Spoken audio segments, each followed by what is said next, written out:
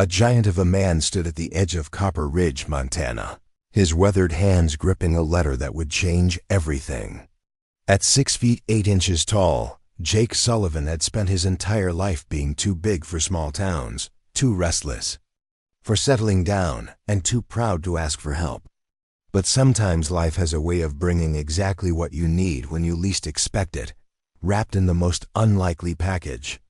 Before we jump back in, tell us where you're tuning in from, and if this story touches you, make sure you're subscribed because tomorrow I've saved something extra special for you. This is a story about a cowboy who thought his boots were made for walking away, until someone gave him every reason in the world to stay. The November wind cut through the Montana mountains like a knife, carrying with it the promise of an early winter that would test even the hardiest souls. Jake Sullivan pulled his black Stetson lower over his eyes as he guided his massive stallion, Thunder, down the rocky trail leading into Copper Ridge. The town sprawled below him in the valley, a collection of wooden buildings that seemed to huddle together against the approaching storm clouds. At 28, Jake had the kind of presence that made people step aside when he walked into a room. His shoulders were broad enough to fill most doorways, his hands large enough to palm a basketball, and his voice carried the deep rumble of distant thunder. But it wasn't just his size that commanded attention. It was the quiet intensity in his steel gray eyes and the way he moved with surprising grace for such a massive man.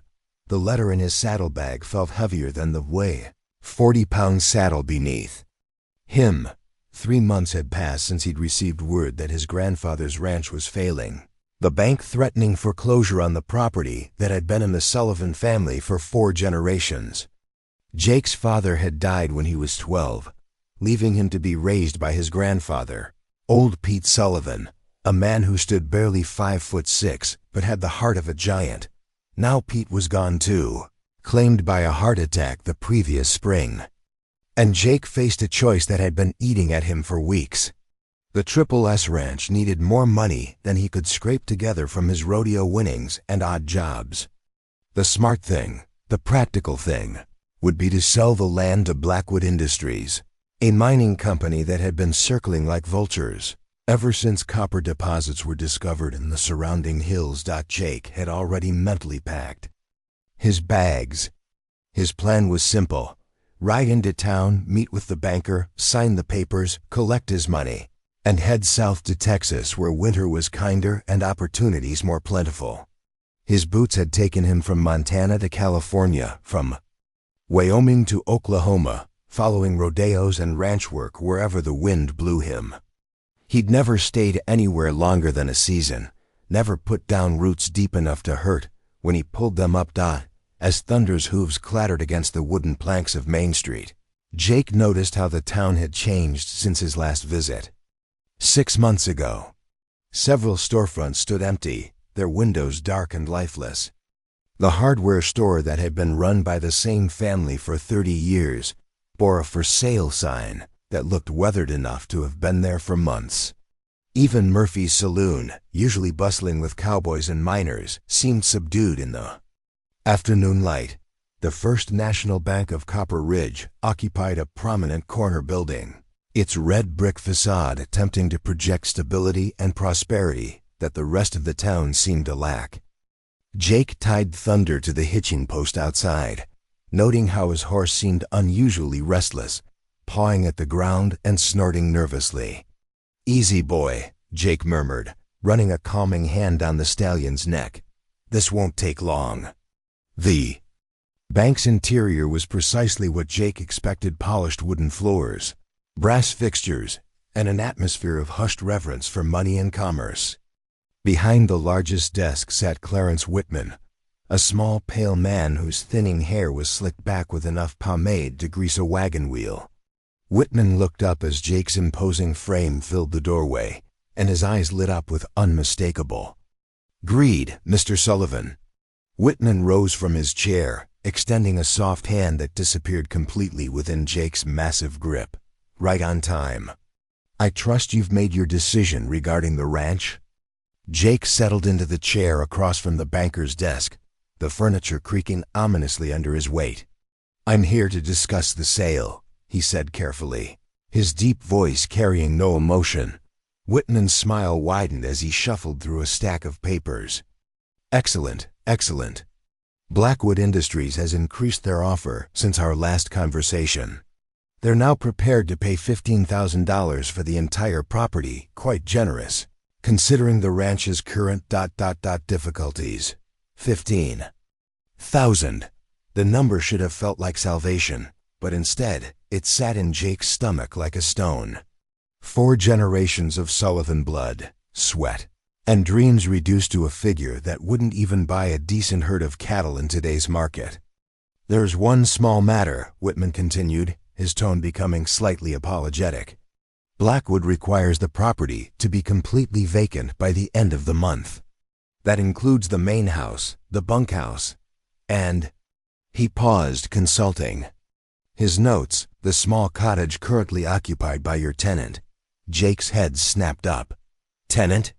"Miss Catherine Hartwell," Whitman read from his file. "According to our records, she's been renting the cottage behind your grandfather's house for the past 4 months. Paying $50 monthly, quite promptly I might add. Of course, with the sale, her lease agreement becomes void." The name meant nothing to Jake, but the revelation hit him like a physical blow. His grandfather had never mentioned renting out the old foreman's cottage, a small but sturdy building that sat 100 yards behind the main ranch house. Pete had been proud to a fault. The fact that he'd taken in a tenant meant the ranch's financial situation had been even more desperate than Jake realized. "What can you tell me about this Miss Hartwell?" Jake asked, though he wasn't sure why. It mattered. In 3 days, he'd sign the papers, collect his money, and ride away from Copper Ridge forever. Whatever happened to one tenant was hardly his concern. Whitman's expression grew uncomfortable. "Well, she's an unusual young woman. Arrived from the back east with very little, asking around town for work and lodging. Your grandfather took her in when no one else would. She's been helpful around town, I suppose. Watches children. Helps with sick folks, that sort of thing." The banker's tone suggested he didn't entirely approve of Miss Hartwell's activities, whatever they were. Jake made a mental note to ride out to the ranch and inform her of the situation. It was the least he could do before turning his back on the Sullivan legacy forever. "I'll need until tomorrow to review the final papers," Jake said, rising from his chair. "Have everything ready by noon." Whitman nodded eagerly. Of course. And Mr. Sullivan? You're making the wise choice. This town is dying. Smart. Men take their money and find better opportunities elsewhere." Jake left the bank with Whitman's words echoing in his ears. The dying town theory certainly seemed supported by evidence. More businesses had closed since his grandfather's funeral, and the few people on the street moved with the defeated shuffle of those who'd run out of hope. He guided Thunder through the familiar streets toward the road that led to the Sullivan Ranch, 5 miles outside town. The route took him past the schoolhouse, a small white building that had educated 3 generations of Copper Ridge children.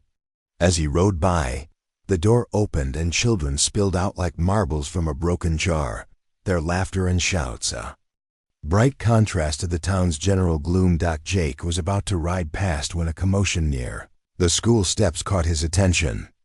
A group of older boys had surrounded a smaller child, a girl with bright red pigtails who couldn't have been more than 7 years old.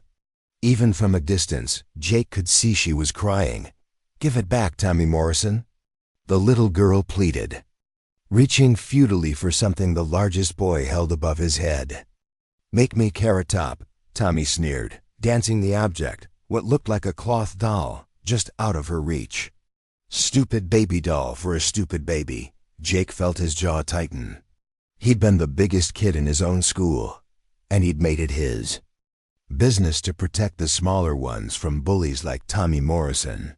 Some things never changed, no matter how many years passed or how many towns he'd ridden through. He was about to dismount and intervene when another figure appeared on the Scene: a young woman emerged from the schoolhouse, moving with quick, determined steps toward the group of children. She was tall for a woman, probably 5'7", with honey-colored hair pulled back in a practical bun and wearing a simple blue dress that had seen better days but was scrupulously clean. "Thomas Morrison," she said, her voice carrying clearly. "Across the schoolyard. I believe Mary asked you to return her property." Tommy spun around, his face falling as he recognized the speaker. "Miss Hartwell, you were just being unkind to someone smaller than yourself," she interrupted, extending her hand. "The doll, please." There was something in her tone that brooked no argument. Tommy reluctantly handed over the doll, which the woman, Miss Hartwell, Jake realized with surprise, immediately gave to the red-haired girl. "Mary, your grandmother is waiting for you by the mercantile," Miss Hartwell said gently, smoothing the child's hair. "Run along now." As the little girl scampered away, clutching her rescued doll, Miss Hartwell turned her attention back to Tommy and his companions. Jake found himself urging Thunder closer, curious to see how this Eastern woman would handle a group of unruly Montana boys. "Thomas, you're better than this," she said, crouching down to meet the boy at eye level. "I've seen you help carry groceries for Mrs. Peterson, and I watched you share your lunch with Billy Crawford when he forgot his. What do you think Mary will remember about you, those kind acts, or the way you made her cry today?" Tommy scuffed his boot against the ground, his earlier bravado completely deflated. "I'm sorry, Miss Hartwell. I'll apologize to Mary tomorrow." "That would be the right thing to do," she agreed, standing up. "Now all of you head home before your parents start worrying." The boys dispersed quickly, leaving Miss Hartwell alone in the schoolyard. Jake found himself studying her with unexpected interest. She moved with quiet confidence, addressing the children with firmness but without meanness. When she turned to gather some papers that had been scattered by the wind, he caught sight of her profile, a strong jawline, high cheekbones, and eyes that looked intelligent even from a distance. Preparing and narrating this story took us a lot of time, so if you are enjoying it, subscribe to our channel, it means a lot to us. Now back to the story. Thunder snorted and pawed the ground, reminding Jake that he was staring like a schoolboy himself. He was about to ride on when Miss Hartwell looked up and noticed him. For a moment, their eyes met across the schoolyard, and Jake felt an odd jolt of something. Recognition? Curiosity? He couldn't name it, but it was strong enough to make him touch the brim of his hat in polite acknowledgement. She nodded back, a brief smile crossing her features before she returned to collecting her papers. Jake rode on, but found his thoughts lingering on the scene he'd just witnessed. So this was his grandfather's mysterious tenant, a woman who dealt with bullies through kindness rather than force, who clearly commanded respect from the local children despite being an outsider herself. The Sullivan Ranch came into view as the sun began its descent toward the western mountains. The property sprawled across nearly 1,000 acres of some of the most beautiful land in Montana, with rolling pastures that stayed green well into fall, and a creek that never ran dry, even in the driest years. The main house was a 2-story log structure that Pete's grandfather had built with his own hands, solid and weathered, but still standing strong after decades of Montana winters. Behind the main house, just as Whitman had described, sat the foreman's cottage. Smoke rose from its chimney, and warm light glowed in the windows, creating a scene of domestic tranquility that struck Jake as oddly moving. When had the ranch last felt like a real home rather than just a collection of buildings? He unsaddled Thunder in the barn, noting with surprise how clean and well-organized everything was. The stalls had been mucked recently, the tack was properly stored, and the feed bins were neatly arranged. Either his grandfather had become remarkably fastidious in his final months, or Miss Hartwell had been earning her $50 of monthly rent. Jake made his way to the cottage, his boots echoing hollowly on the wooden porch steps. Before he could knock, The door opened to reveal the same young woman he'd observed at the schoolhouse. Up close, she was even more striking, not beautiful in the conventional sense, but possessing an arresting combination of intelligence, determination, and something else he couldn't quite identify. "Mr. Sullivan, I presume," she said, wiping her hands on a dish towel. "I was wondering when you'd arrive. I'm Catherine Hartwell." Her voice held the refined cadences of an Eastern education, but there was warmth beneath the proper pronunciation. Jake found himself having to look down to meet her eyes, a novel experience with women who usually came no higher than his chest. "Miss Hartwell," he acknowledged, removing his hat. "I apologize for not coming sooner. I wasn't aware my grandfather had a tenant until today." "Pete was a private man," she said with obvious affection. "He didn't like anyone to know he needed help, even when the help was as modest as mine. Would you like to come in? I have coffee on the stove, and we should probably discuss my ... situation." The cottage's interior was a revelation. What Jake remembered as a sparse utilitarian space had been transformed into something approaching cozy. Bright curtains hung at the windows. A colorful quilt covered the small sofa, and books were stacked neatly on every available surface. The air smelled of coffee, baking bread, and something indefinably feminine that made the space feel alive in a way the main house hadn't for years. "Please, sit wherever you're comfortable," Catherine said, gesturing toward the small kitchen table. "Though I should warn you, I'm not sure my furniture was designed for someone of your ... stature." Jake carefully lowered himself into one of the wooden chairs, which creaked ominously but held. "Everything looks different than I remember," he observed. "I hope you don't mind that I made some changes," Catherine said, pouring coffee into 2 mismatched cups. "Pete said I was welcome to make the place feel like home, and I'm afraid I took him at his word." She set a cup before him, and Jake caught a whiff of her scent, something clean and floral that made him think of Eastern gardens he'd never seen. "How did you come to be here, Miss Hartwell? Copper Ridge isn't exactly on the main road anywhere."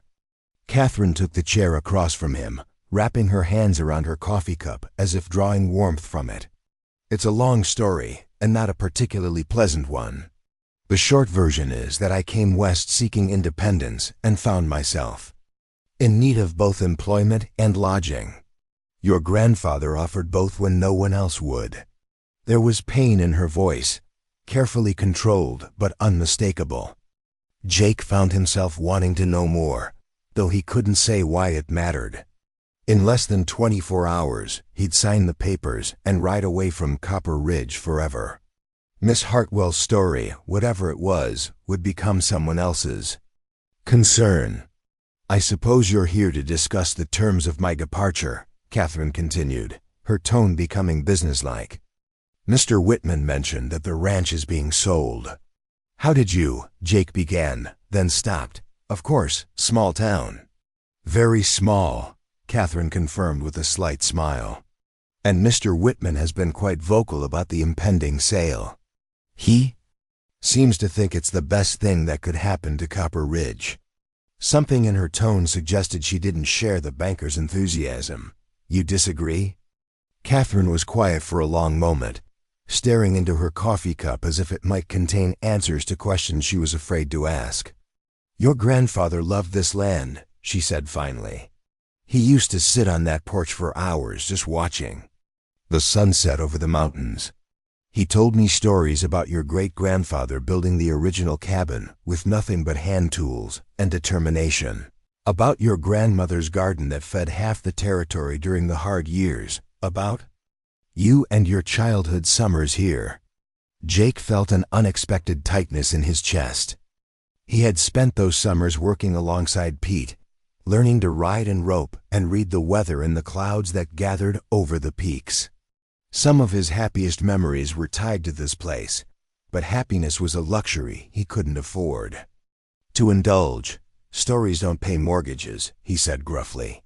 "No," Catherine agreed. "They don't. But sometimes they're worth more than money." The simple statement hung in the air between them, carrying weight that Jake didn't want to acknowledge. He stood abruptly, the chair scraping against the wooden floor. "I'll meet you out by the end of the month," he said, his voice harsher than he intended. "I'm sorry for the short notice, but that's when the new owners take possession." Catherine nodded, though he caught a flash of something disappointment. Hurt in her eyes before she composed herself. "Of course. I understand. Business is business." Jake headed for the door, eager to escape the cottage's warm atmosphere and the unsettling effect of Catherine Hartwell's presence. But as he reached for the handle, she spoke again. "Mr. Sullivan, Pete used to say that some things are worth fighting for, even when the odds are against you, especially then." He turned back to find her watching him with an expression that was part challenge, part plea. For a moment, Jake felt the pull of something he'd spent years avoiding, the temptation to stop running, to plant his feet and stand his ground regardless of the cost. Then reality reasserted itself. Fighting for lost causes was a luxury for men who had something left to lose. Jake Sullivan had learned long ago that the smartest thing to do when the odds were stacked against you was to cut your losses and ride away. "Sometimes," he said quietly, "walking away is the only choice that makes sense." He left the cottage without looking back, but Catherine's words followed him into the gathering darkness. As he unsaddled Thunder and bedded down in the main house for what might be his last night on Sullivan land, Jake found himself staring at the cottage's glowing windows and wondering why doing the sensible thing felt so much like surrender. Came too early and too bright, filtering through the dust-covered windows of the main house and falling across Jake's face like an unwelcome reminder that decisions waited for no man. He'd spent most of the night staring at the ceiling, listening to the familiar creaks and groans of the old house settling around him. Memories of childhood summers warring with the cold reality of outstanding debts and impossible dreams. The aroma of fresh coffee and bacon drifted through his window, carried on the crisp morning air from the direction of the cottage. Jake's stomach responded with an embarrassing growl that reminded him he'd been too preoccupied yesterday to eat a proper meal. His own kitchen held nothing but dust, cobwebs, and a can of beans that might have been old enough to vote dot as he dressed and prepared to face what would likely be his final day on Sullivan land. Jake found his gaze drawn repeatedly to the cottage windows. Catherine Hartwell moved about her small domain with efficient grace, visible occasionally as she passed by the glass. There was something oddly comforting about the domestic scene, a sense of life and purpose that the main house had lacked since his grandfather's passing. A sharp knock at the front door interrupted his brooding. Jake opened it to find a boy of perhaps 12 standing on his porch, shifting nervously from foot to foot while clutching a covered plate. "Morning, Mr. Sullivan," the boy said, his voice cracking slightly. "Miss Catherine sent me over with breakfast. She said you'd probably be too busy to cook for yourself." Jake studied the child, noting the carefully mended clothes, the 2 large boots that suggested hand-me-downs, and the earnest expression that spoke of someone accustomed to responsibility beyond his years. "And you are?" "Billy Crawford, sir. My pa works at the copper mine, and my ma takes in washing. Miss Catherine's been helping me with my letters and numbers after school." Billy Crawford. Jake remembered Catherine mentioning that name yesterday when she'd spoken to the bully in the schoolyard. This was the boy whose lunch had been shared by the very same Tommy Morrison who'd later tormented little Mary. "That's thoughtful of Miss Catherine," Jake said, accepting the plate. The weight of it suggested a substantial meal, and his stomach responded with renewed interest. "Tell me, Billy, what do you think of Miss Hartwell?"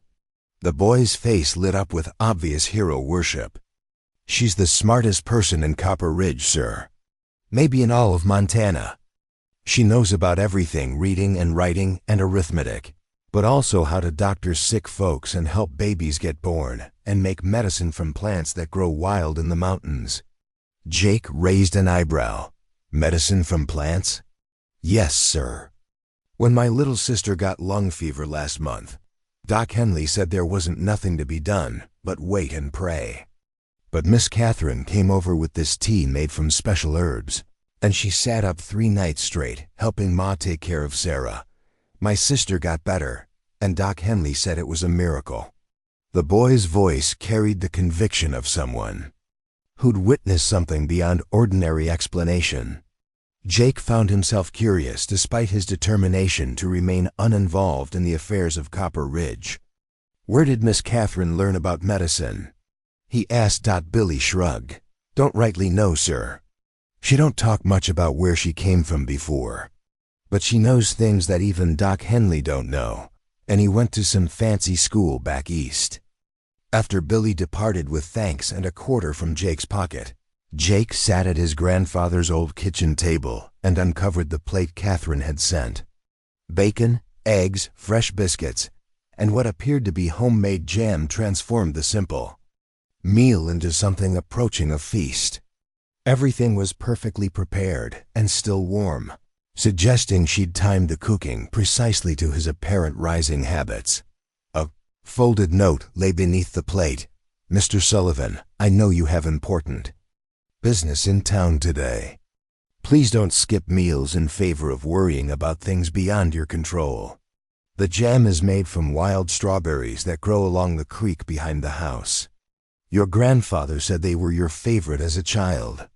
See Hartwell. Jake stared at the note longer than necessary, surprised by the personal touch and the evidence that Pete had shared memories of their time together. When had his grandfather become sentimental enough to discuss childhood favorites with a tenant? And when had that tenant become thoughtful enough to act on such information? The ride into town took longer than usual as Jake found himself stopping frequently to examine details he'd previously overlooked. The creek that wound along the eastern boundary of his property ran clear and strong, fed by mountain springs that never failed even in drought years. The pastures, though empty of cattle, showed no signs of overgrazing or poor management. The fencing, while in need of minor repairs, remained fundamentally sound. For the first time since receiving news of the ranch's financial troubles, Jake allowed himself to see the property through the eyes of possibility rather than failure. 1,000 acres of prime Montana rangeland, reliable water, good grass, and proximity to both railroad lines and mining operations that guaranteed markets for beef. Under different circumstances, with adequate capital and proper management, the Sullivan Ranch could thrive rather than merely survive. But circumstances were what they were, and capital was exactly what he lacked. Copper Ridge bustled with unusual activity for a Tuesday morning. The weekly supply wagon had arrived from Helena, and merchants hurried to unload goods while miners and cowboys gathered around the saloon to discuss the latest developments in the territorial legislature. Jake noticed several faces. He didn't recognize men in expensive suits who looked decidedly out of place among the working folk of a mountain mining town. Eastern investors, explained Sam Morrison, the elderly proprietor of Morrison's General Store, when Jake paused to inquire. Sam was Tommy's grandfather and a man who'd known the Sullivan family for 3 decades. Been sniffing around for the past month, asking questions about mineral rights and land ownership. Heard tell them they represent some big company back in Chicago. Jake felt a chill that had nothing to do with the mountain air. What kind of questions? The kind that make folks nervous, Sam replied, his weathered face creasing with concern. They're particularly interested in who owns what, who owes money to whom, and what properties might be coming available soon. Your grandfather's place has been mentioned more than once. The implications hit Jake like a physical blow. Blackwood Industries wasn't just another mining company looking to extract copper from the mountains. They were part of something larger, a coordinated effort to acquire as much land as possible in the Copper Ridge area. The generous offer for the Sullivan Ranch suddenly seemed less like good fortune and more like a carefully calculated move in a much bigger game. Sam, Jake said carefully, What would happen to Copper Ridge if a big company bought up most of the surrounding ranches? The older man's expression grew grim. Same thing that happened to Silver Creek and Willow Falls. Company builds a big operation, brings in their own workers, drives out the locals who can't compete with company wages. And company stores.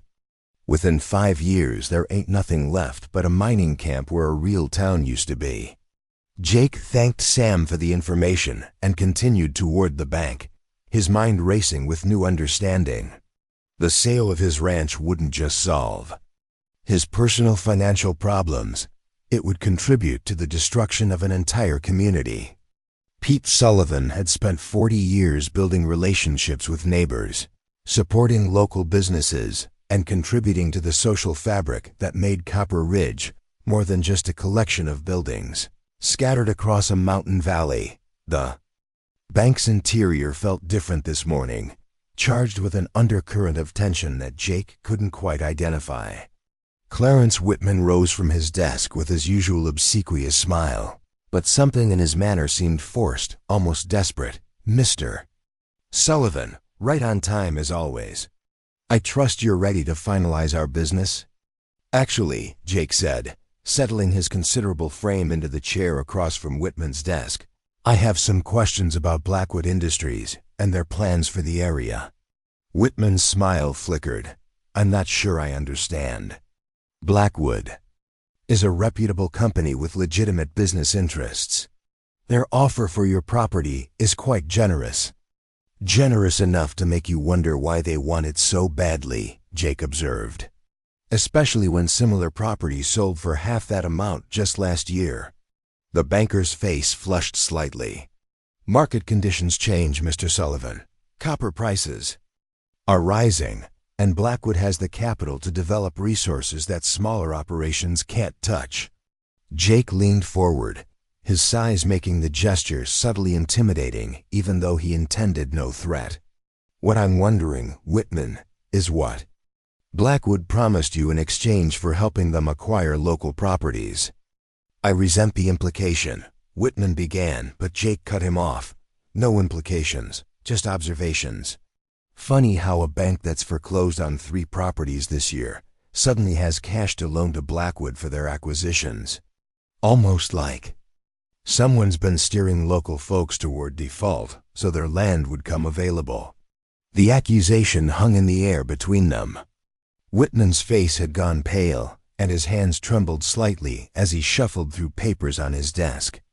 "You're making serious accusations without evidence," Whitman said finally. "I've run this bank honestly for 20 years. Maybe so," Jake conceded. "But I'm not signing anything today. I need time to think about the implications of this sale." "Time?" Whitman's voice rose slightly. "Mr. Sullivan, you can't afford time. The foreclosure proceedings begin Monday if you don't settle your grandfather's debts. Blackwood's offer is the only thing standing between you and complete financial ruin." Jake stood slowly, his full height making the banker's office feel cramped and oppressive. "Maybe financial ruin is better than selling out my neighbors and my community. I'll take my chances with the foreclosure." He left the bank before Whitman could respond, but not before catching sight of the banker reaching for his telephone with obvious urgency. Jake had no doubt that news of his refusal would reach Blackwood Industries within the hour. The revelation that his decision affected more than just his personal circumstances weighed heavily as Jake walked Copper Ridge's main street. He found himself really seeing the town for the first time in years, not as a place to escape, but as a community of people whose lives would be forever changed by forces beyond their control. Murphy's Saloon occupied a prime corner location, its swinging doors and painted windows giving it an air of rough respectability that attracted both cowboys and miners. Jake pushed through the doors to find the interior thick with tobacco smoke and the low murmur of serious conversation. A dozen men clustered around tables, their voices carrying the tone of people discussing matters of genuine concern. "Jake Sullivan." The booming voice belonged to Frank Murphy, the saloon's Irish proprietor and a man who'd been serving whiskey to 3 generations of Sullivan men. "Heard you were back in town. Sorry for your loss, lad. Pete was a good man." Jake accepted the offered drink and found himself surrounded by familiar faces: ranchers, miners, businessmen who'd known his family for decades. The conversation that had been interrupted by his arrival resumed gradually, and Jake realized he was hearing a coordinated discussion of Blackwood Industries' activities in the area. "They approached me last week," admitted Joe Henderson, whose small ranch bordered the Sullivan property on the north. "Offered twice what the land's worth, but wanted an answer within 48 hours. When I said I needed time to think about it, they withdrew the offer entirely." "Same thing happened to me," added Maria Santos, one of the few female ranchers in the territory and a woman whose success had earned grudging respect from even the most traditional men. "High-pressure tactics designed to prevent us from comparing notes or seeking advice." Jake listened as the pattern became clear. Blackwood wasn't just buying land, they were systematically targeting specific properties to create a consolidated block of territory that would give them control over water rights, mineral rights, and transportation routes throughout the Copper Ridge Valley. "The question is," Frank Murphy said, refilling glasses around the table, "what do we do about it? Individual ranchers can't fight a company that size, but maybe together we could mount some kind of resistance." "What kind of resistance?" asked Tom Bradley, whose family had farmed in the area for 2 generations. "They've got money, lawyers, and political connections. We've got good intentions and empty bank accounts." The comment drew rueful chuckles from around the table, but Jake found himself thinking about Catherine Hartwell's words from the previous evening. "Some things are worth fighting for, even when the odds are against you, especially then." "Maybe we're looking at this wrong," Jake said slowly, aware that every face had turned toward him. "Maybe we don't need to fight Blackwood directly. Maybe we just need to give them a reason to look elsewhere." "Such as?" Maria Santos asked, her dark eyes sharp with interest. Jake took a deep breath, feeling the weight of a decision that would change his life irrevocably. "Such as proving that Copper Ridge is more valuable as a thriving community than as a mining camp. Blackwood's business model depends on buying cheap land from desperate sellers. If we stop being desperate, they lose their advantage." "Easy to say," Tom Bradley pointed out. "Harder to do when the bank's breathing down your neck and you can't make ends meet." "What if there was another way to make ends meet?" Jake asked. "What if we could create businesses and opportunities that didn't depend on outside companies?" The conversation that followed lasted well into the afternoon as Jake found himself articulating ideas he hadn't known he possessed. A cooperative that would allow smaller ranchers to pool resources for purchasing supplies and marketing cattle. A local bank that would serve community interests rather than outside investors. Development of the area's natural beauty to attract visitors who would spend money in local businesses.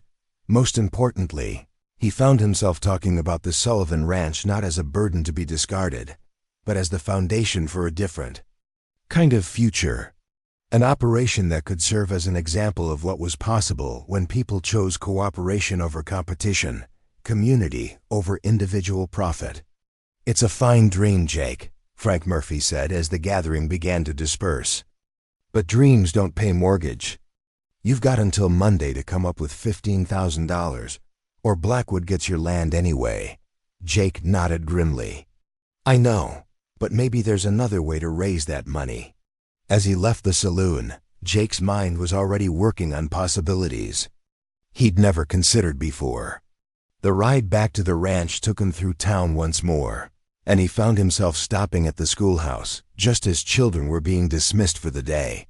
Catherine Hartwell stood in the doorway, watching her charges scatter toward their homes with the satisfied expression of someone who'd accomplished meaningful work. When she noticed Jake's approach, her face brightened with genuine pleasure. "Mr. Sullivan, how did your business in town go?" "Complicated," Jake replied, dismounting from Thunder. Miss Hartwell, I need to ask you something, and I hope you'll give me an honest answer. Her expression grew serious. Of course. Yesterday you mentioned that my grandfather told you stories about this place, about the family history. What else did he tell you? About the ranch's problems, about the debts, about what would happen after he was gone. Catherine was quiet for a long moment, studying his face as if trying to determine his motivations for asking. He told me that you were a good man who'd learned to run from difficult situations, because you'd faced too much loss too young. He said you'd probably sell the ranch and leave town, because that's what would seem safest. But he hoped someday you'd realize that some things are worth staying and fighting for. The words hit Jake with unexpected force. He said that? Pete loved you very much, Catherine said gently. He also believed you were capable of much more than you gave yourself credit for. He spent his last months trying to keep the ranch viable, not because he thought he could save it alone, but because he hoped you'd come back and save it yourself. Jake felt something shift inside his chest, a loosening of the tight bands of fear and resignation that had constrained his thinking for so many years. Miss Hartwell, I need to ask you for help with something that might seem impossible. Her eyes met his steadily. I'm listening. I need to raise $15,000 by Monday morning, and I need to do it in a way that doesn't destroy this community in the process. Do you have any ideas? Catherine smiled, and for the first time since his return to Copper Ridge, Jake felt something that might have been hope. Mr. Sullivan, she said, as it happens, I have several ideas. But first, I think you should know something about why I really came to Montana and what I've been doing since I arrived.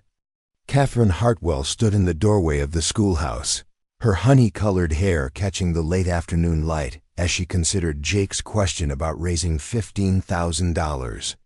The practical impossibility of the task should have dampened any reasonable person's enthusiasm, but something in her expression suggested she was already calculating solutions rather than obstacles. Walk with me, she said finally, gathering a worn leather satchel from inside the schoolhouse. There are things I need to show you, and conversations we should have away from curious ears. Jake fell into step beside her as they headed toward a path that wound through the aspens behind the school. Catherine moved with the confident stride of someone familiar with mountain terrain. Her simple brown skirt and practical boots, better suited to rough country than the delicate footwear favored by most Eastern women. You asked what else your grandfather told me, Catherine began as they followed the narrow trail upward through golden leaves that rustled like whispered secrets. He spoke about your time in the cavalry, about the battles you fought and the men you lost. He said you came home from the war carrying more weight than any man should bear alone. Jake's jaw tightened. Few people knew about his military service, and fewer still understood the cost of watching good men die for causes that seemed increasingly meaningless with each passing year. Pete had a way of seeing more than people wanted him to see. He also told me about your skill with horses, your ability to read land and weather, and your talent for organizing complex operations under pressure. Military training adapted to civilian purposes. Catherine paused at a natural clearing where the trail widened, offering a sweeping view of the valley below. Those are exactly the skills needed to coordinate what I have in mind. Jake studied her profile as she gazed out over Copper Ridge, noting the calculating intelligence in her dark eyes and the determined set of her jaw. Miss Hartwell, before we go any further, I need to know who you really are and why you're so willing to help a man you barely know save a ranch that means nothing to you. Catherine smiled, but there was sadness beneath the expression. Fair enough. The truth is, Mr. Sullivan, that saving your ranch means saving this entire community. And saving this community means everything to me because it's the first place I've ever felt truly useful. She settled onto a fallen log that served as a natural bench, gesturing for Jake to join her. I was born Catherine Elizabeth Worthington in Boston. daughter of a shipping magnate who expected me to marry well and provide him with advantageous business connections. Instead, I attended Wellesley College, studied mathematics and economics, and developed some rather unconventional ideas about commerce and finance. Jake raised an eyebrow. Catherine Worthington. Even in Montana, the Worthington name carried weight in financial circles. I take it your father didn't approve of your educational pursuits. My father believed women were decorative accessories to men's achievements. When I proposed joining his business operations, he informed me that my role was to marry someone who could be useful to him, not to develop ideas above my proper station. Catherine's voice carried the controlled anger of old wounds. When I refused his choice of husband, a man twice my age with a fondness for gambling and younger women, he cut off my allowance and informed me I was welcome to return when I'd learned proper obedience. The story explained much about Catherine's presence in Copper Ridge, but Jake sensed there was more. How does a Boston heiress end up in a Montana mining town? Through a series of decisions that seemed reasonable at the time, Catherine replied with a rueful laugh. I used my trust fund to establish a small investment company, focusing on businesses owned by women who couldn't access traditional banking services. The venture was quite successful until the Panic of 1873 destroyed several major accounts and left me essentially bankrupt. Jake remembered that year economic depression that had rippled across the country, destroying fortunes and leaving previously prosperous families destitute. So you came west. I came west because I'd heard that frontier communities offered opportunities for people willing to work hard, regardless of their background or gender. What I discovered was that talent and education mean nothing without capital. And capital is precisely what I lacked. Catherine picked up a fallen aspen leaf, twirling it between her fingers as she spoke. I worked as a governess in Denver, then a bookkeeper in Cheyenne, then a seamstress in a dozen towns between there. And here, always moving on when the work dried up or the circumstances became ... complicated. There was pain in that last word, suggesting experiences Catherine preferred not to detail. Jake found himself feeling protective toward this woman who'd clearly faced more than her share of hardship while maintaining both dignity and determination. Grandfather offered me something no one else had, Catherine continued. A chance to use my education for the benefit of an entire community rather than just surviving from one day to the next. In the 4 months I've been here, I've helped establish a women's cooperative for selling eggs and preserves, organized a lending circle that allows families to pool resources for major purchases, and worked with Doc Henley to create a community medical fund. Jake stared at her with growing amazement. You organized all that in 4 months? People here were ready for those things. They just needed someone with the knowledge to make them happen. Your grandfather provided introductions and credibility, while I provided the organizational framework. Catherine's eyes gleamed with enthusiasm as she described her projects. We've proven that cooperative approaches can work even in individualistic Western communities. Now we need to scale those successes large enough to challenge outside corporate interests. Scale them how? Catherine opened her leather satchel and withdrew a thick notebook filled with detailed calculations and diagrams. I've been working on this since I arrived, but your situation has given it new urgency. What if Copper Ridge became the first fully cooperative community in Montana Territory? Not a commune or socialist experiment, but a network of interconnected businesses and services that keep wealth circulating locally instead of flowing to distant investors. She spread several pages across the log between them, revealing maps, financial projections, and organizational charts that looked like military campaign plans. Jake recognized the systematic thinking of someone trained in complex problem-solving, but the scope of Catherine's vision took his breath away. The key is your ranch, Catherine explained, pointing to a detailed map of the Copper Ridge Valley. It sits at the center of the transportation network, close enough to the railroad for shipping cattle, but also positioned to control access to the mining areas where Blackwood wants to operate. If we can keep the Sullivan Ranch in local hands, we can use it as the anchor for everything else. Jake studied the maps with the practiced eye of someone who'd planned cavalry operations across difficult terrain. Catherine's strategic thinking was sound, but the logistics seemed overwhelming. Even if this could work, we still need $15,000 by Monday morning. That's more money than most people in Copper Ridge see in a lifetime. Actually, Catherine said, with a smile that suggested she'd been saving the best revelation for last, it's not as impossible as it seems. I've spent the past month quietly assessing the financial resources available within this community, and the results are quite surprising. She flipped to a page covered with columns of figures and names. The Women's Cooperative has generated over $800 in profit since August. The medical fund contains nearly $400. Maria Santos has been saving money to expand her operation and has approximately $2,000 available for investment. Frank Murphy owns his building outright and could mortgage it for at least $3,000. Jake's amazement grew as Catherine continued down the list. Tom Bradley's farm equipment is worth more than his debts if properly valued. Joe Henderson has been thinking about selling his cattle herd anyway and could contribute the proceeds.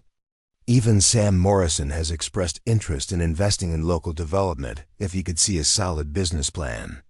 You're talking about asking people to risk everything they have, Jake pointed out.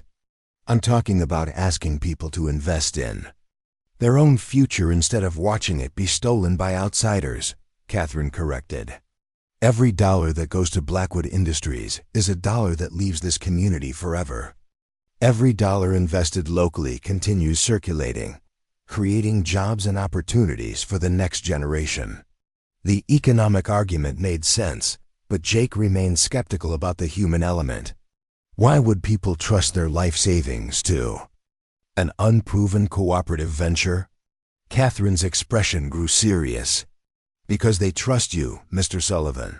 Your family has been part of this community for 4 generations. Your grandfather's reputation for honesty and fair dealing is unquestioned.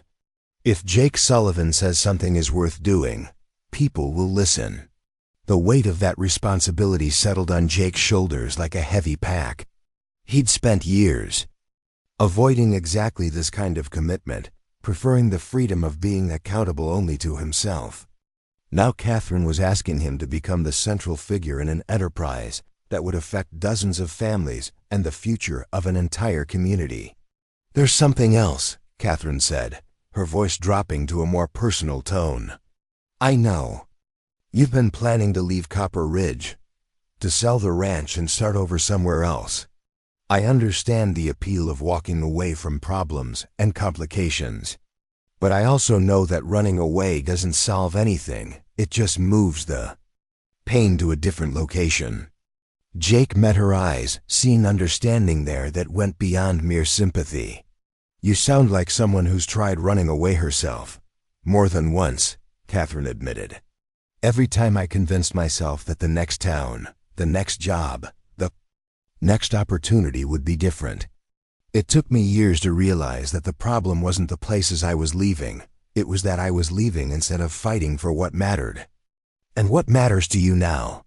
Catherine gestured toward the valley spread below them, where smoke rose from dozens of chimneys and the warm glow of lamplit windows created an impression of home and community that even the gathering dusk couldn't diminish. These people do. The chance to prove that ordinary folks can build something extraordinary when they work together instead of against each other.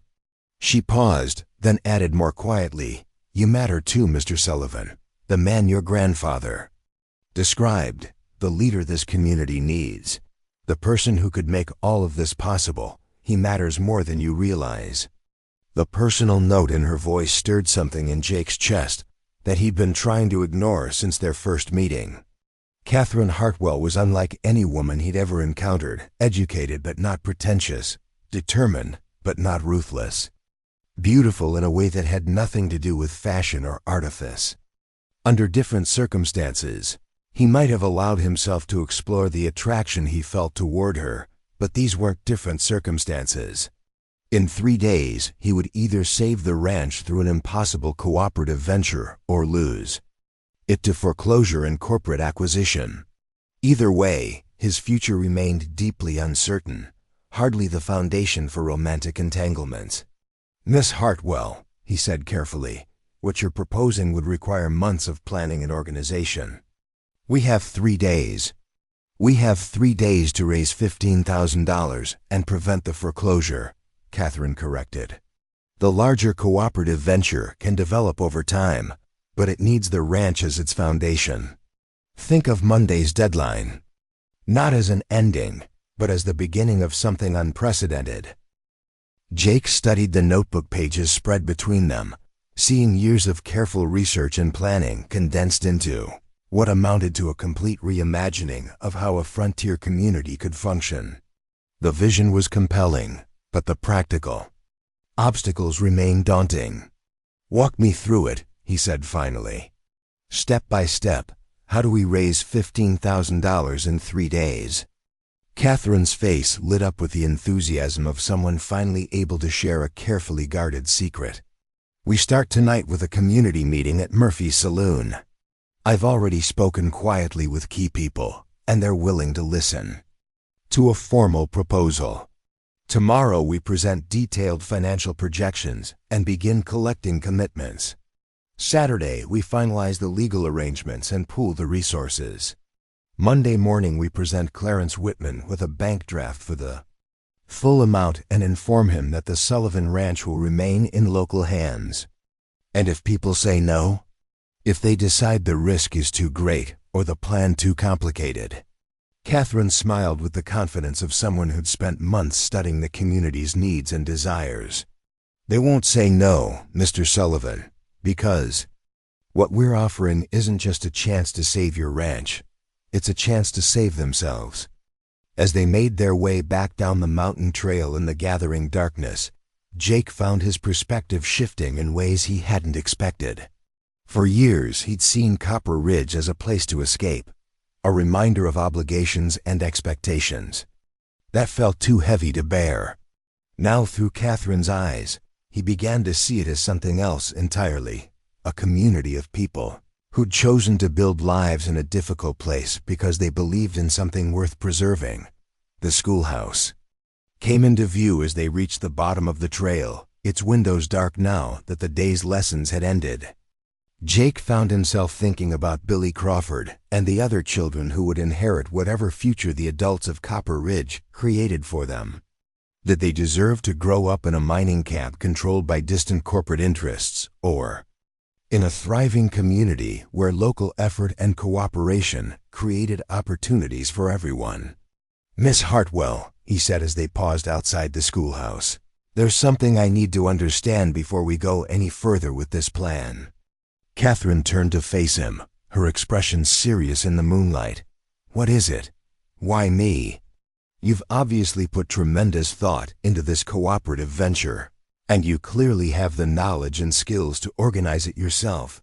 Why do you need Jake Sullivan to make it work?" For a moment, Catherine didn't answer, her gaze fixed on something beyond Jake's shoulder. When she finally spoke, her voice carried a vulnerability he hadn't heard before. "Because I've learned that having good ideas isn't enough if people don't trust you to implement them. I'm an outsider here, a woman with an Eastern education and unconventional opinions. People will listen to me politely, but they won't risk their life savings on my recommendations alone." She met his eyes directly. "They need someone they know. Someone whose family has deep roots in this community. Someone whose word carries the weight of 4 generations of honest dealing. And if I'm not that person, if I'm just someone who's been running away from responsibility for so long that I've forgotten how to accept it." Catherine stepped closer, close enough that Jake could see the determination in her dark eyes and catch the faint scent of wildflowers that seemed to follow her everywhere.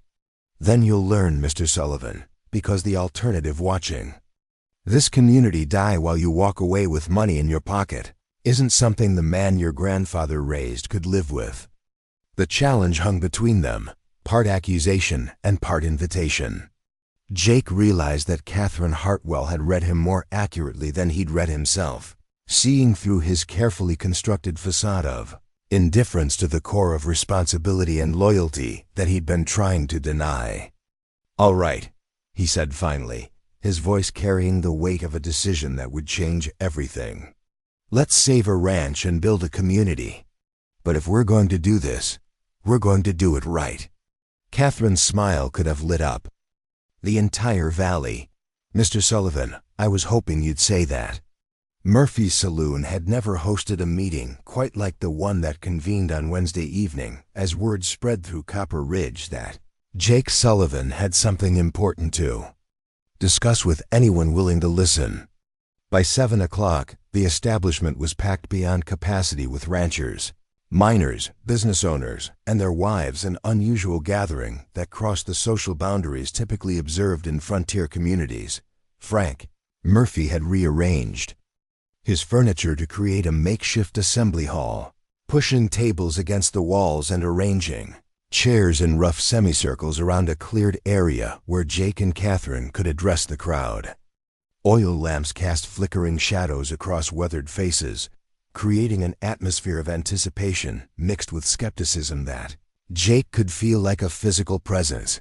Catherine sat at a small table near the front, her notebook and papers organized with military precision while she observed the arriving crowd with the analytical gaze of someone assessing potential allies and obstacles.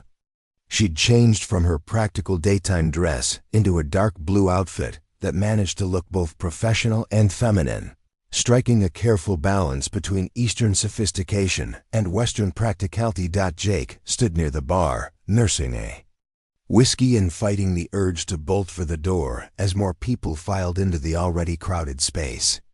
Public speaking had never been his strength, and the weight of what he was about to propose felt heavier with each new arrival. The success or failure of Catherine's plan would depend largely on his ability to convince these people that an unprecedented cooperative venture offered better prospects than the certainty of individual survival. Nervous? Catherine appeared at his elbow, her voice pitched low enough to avoid being overheard by the nearest eavesdroppers. "Terrified," Jake admitted. "I'm about to ask people to risk everything they own on an idea that's never been tried before, led by a man who spent most of his adult life running away from exactly this kind of responsibility." Catherine studied his profile with those dark, intelligent eyes that seemed to see straight through his carefully maintained facade. "The man standing here tonight isn't the same one who rode into town yesterday planning to sell his grandfather's ranch and disappear forever.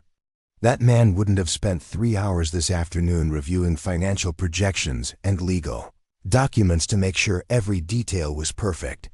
She was right, though Jake couldn't pinpoint exactly when or how the key transformation had occurred. Somewhere between discovering the true scope of Blackwood Industries plans and listening to Catherine's vision of what Copper Ridge could become, he'd stopped thinking about escape and started thinking about possibilities.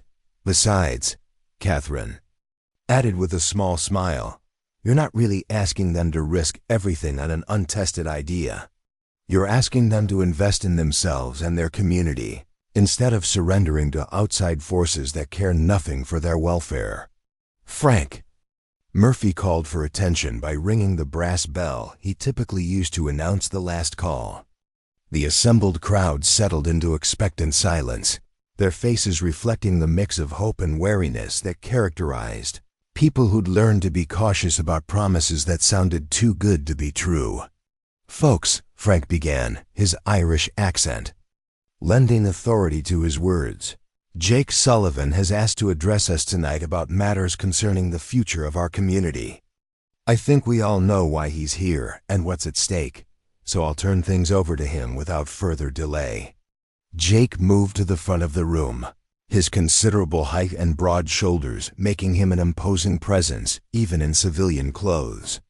He'd faced Confederate cavalry charges with less trepidation Then he felt looking out at the expectant faces of his neighbors and their families.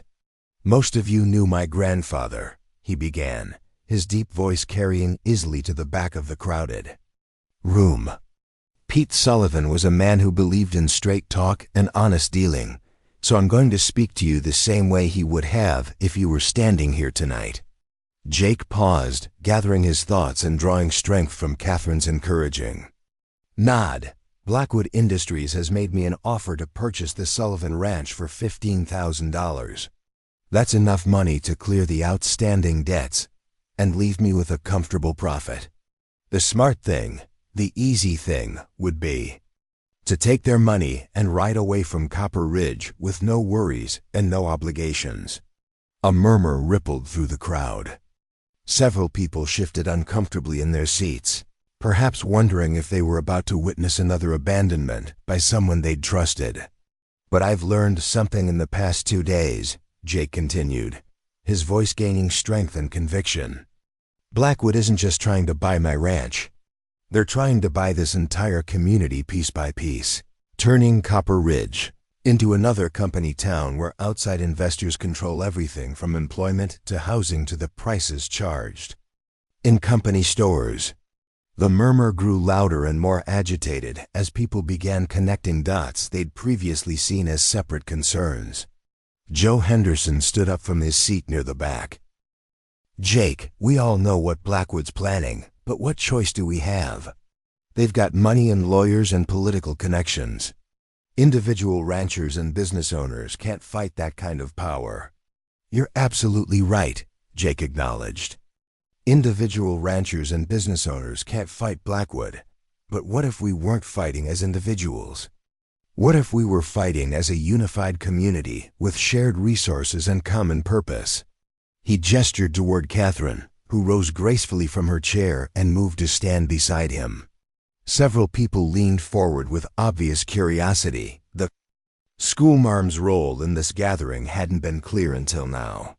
"Miss Catherine Hartwell has spent the past 4 months studying our community's resources and developing a plan that could give us the strength to resist outside corporate control, while building something unprecedented in Montana territory," Jake said.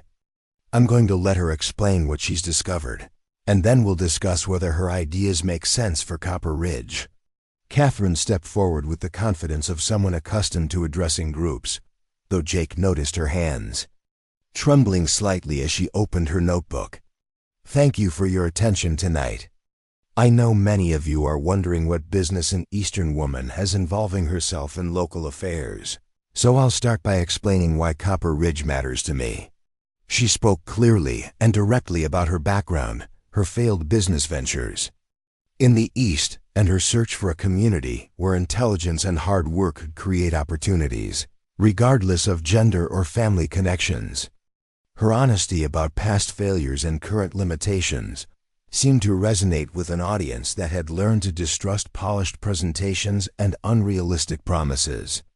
"In 4 months of observation and participation, I've discovered that this community possesses resources and capabilities that aren't being utilized to their full potential," Catherine continued, flipping to a page covered with detailed calculations.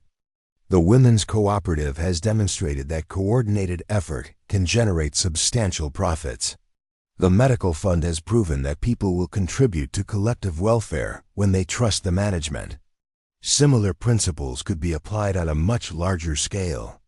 She began outlining her vision for a comprehensive, cooperative network that would include shared purchasing power for supplies and equipment, coordinated marketing for agricultural products, community ownership of essential services, and local investment funds that would keep wealth circulating within Copper Ridge instead of flowing to distant investors. "The key to making this work," Catherine explained, "is establishing a strong foundation that can anchor the entire network.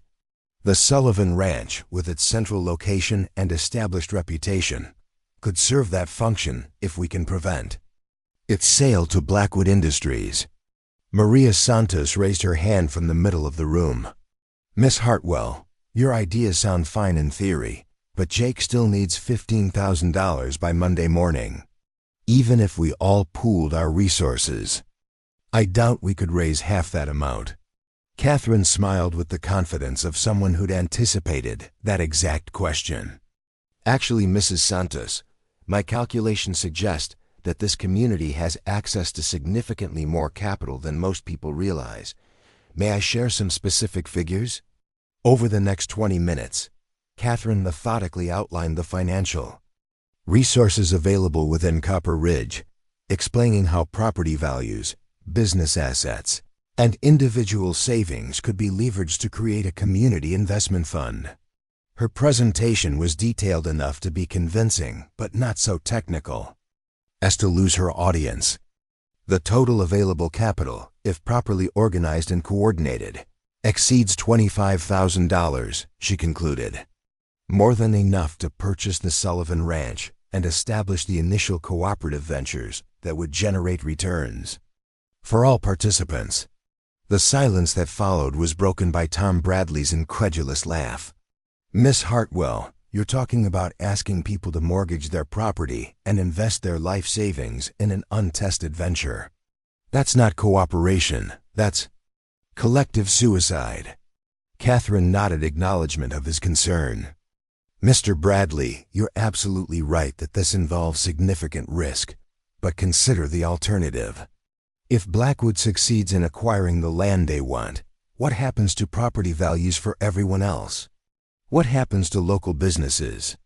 When a company store controls all commerce, what happens to community autonomy when outside investors control employment and housing?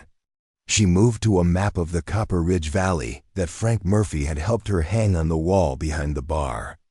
Blackwood's plans aren't secret. They've been quite open about their intentions to create a large-scale mining operation with company housing, company stores, and imported workers who'll have no long-term investment in this community. Using a wooden pointer, Catherine traced the boundaries of properties that Blackwood had already approached or acquired.